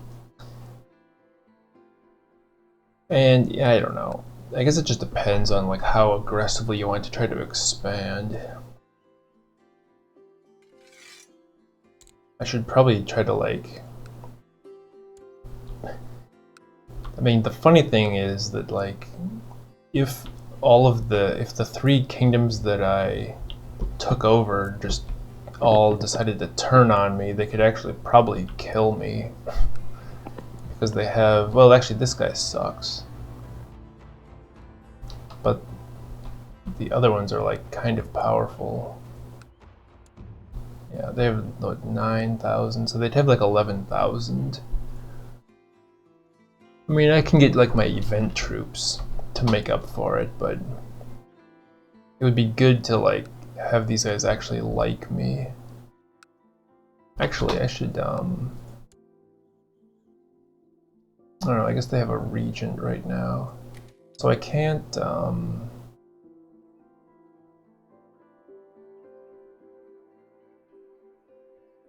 yeah, I can't do like a guardian or anything.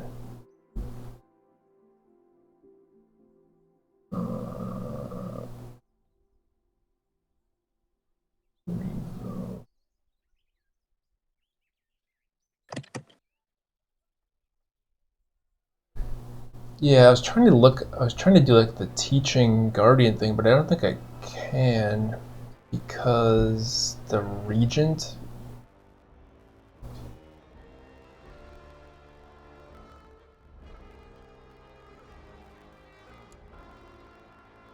I think the regent chooses that for them, right? Because let's see. We can do revoke, grant, revoke title, grant title, gift, prison. Oh, assign. Okay, jeez. Okay.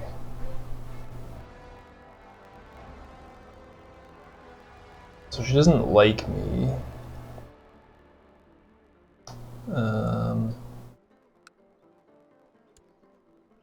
Really, No.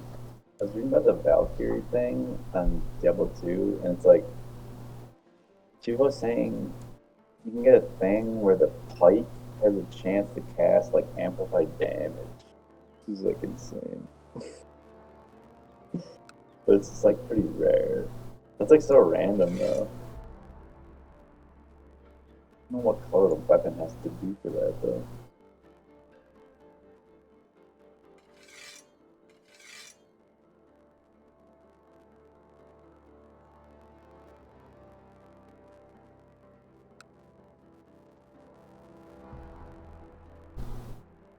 Let's see. More efficient to give her 250 gold or a warpstone cluster.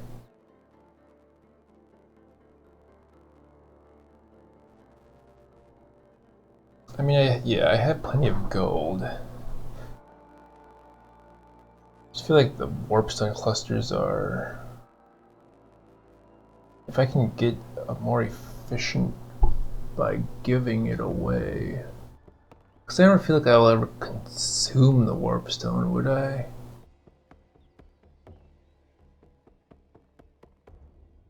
Go to the market.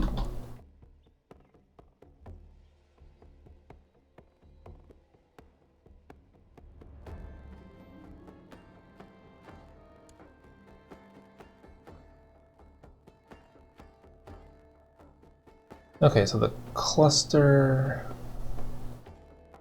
Yeah, I guess it's like pretty equal.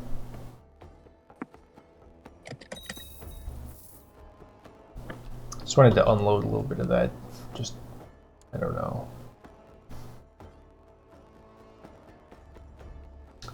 Yeah, I should get... I mean, this guy like already likes me a decent amount. The problem with him though is like...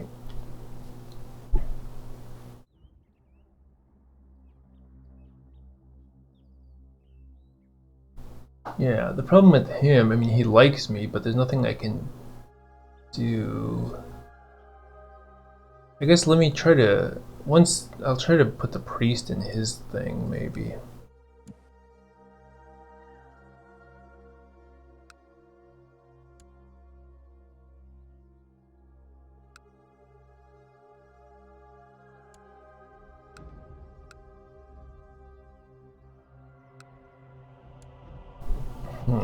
She still might not like me enough.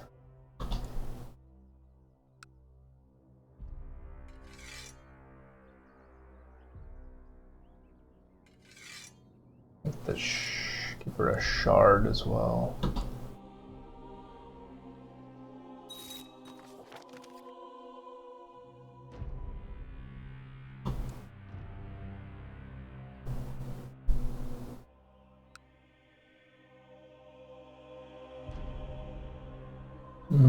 Oh, did anyone ask conversations?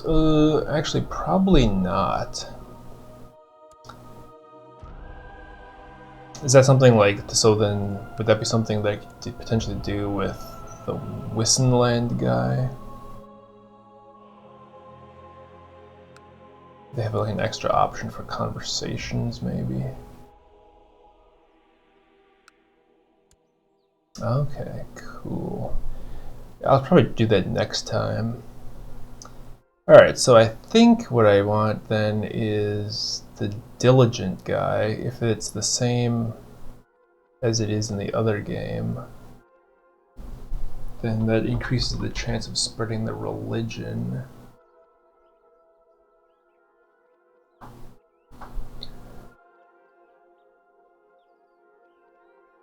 And I think Gregarious also does that. But I'll just pick the diligent guy.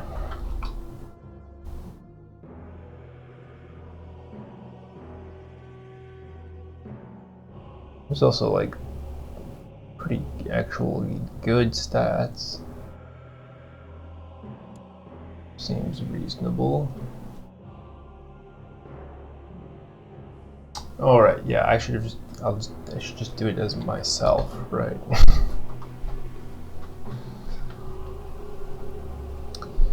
Right.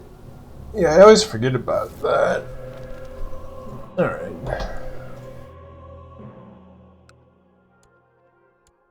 Cause like, yeah. I forget that like usually I don't do that because usually I would reserve that so that I can guardian my own kids instead of like wasting it on some person outside the immediate realm. But I don't have kids as I'm a vampire, so.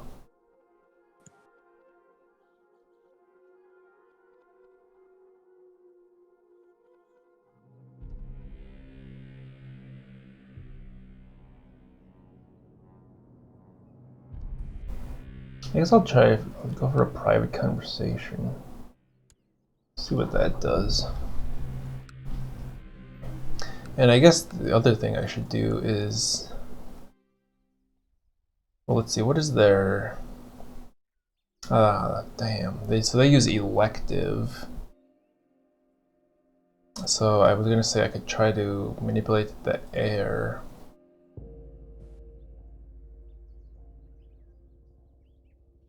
So one of the things you can do sometimes is to like, trying to get these kings to convert to my religion, and sometimes you can get their heir to convert. So then like next generation it'll be the correct religion. But they're too old anyway.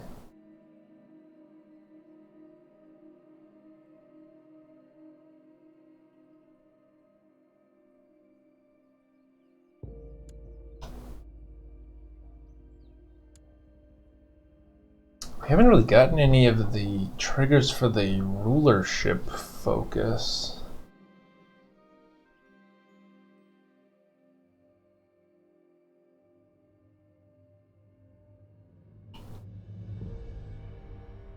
I might try switching it up to, well, I don't know.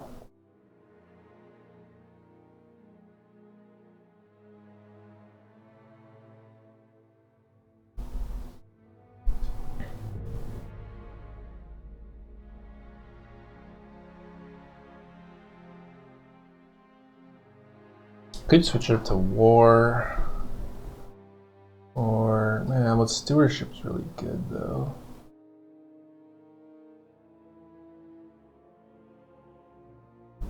I mean rulership. Might be able to make like a runeward armor now. 7 rune.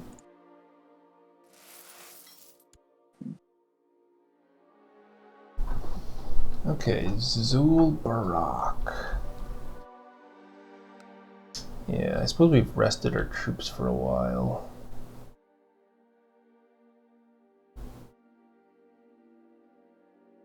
This is the area you're looking at? Zof Barak.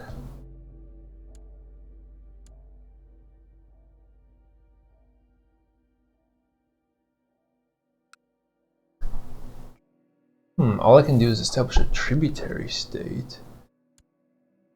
Oh.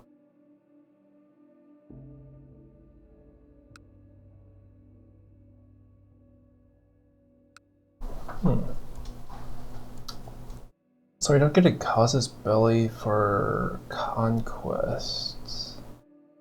Even though we do have a different religion.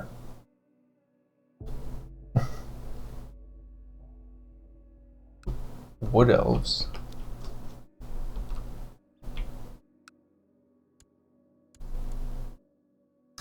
Wood elves are like pretty strong.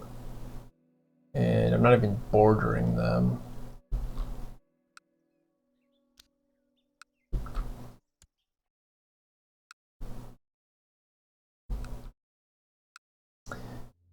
Oh, I think, all right.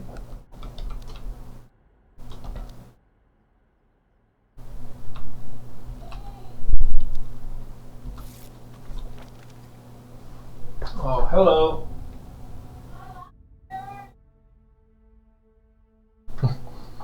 Let me go, I gotta be right back and fix the garden real quick. Just watering some plants. Alright.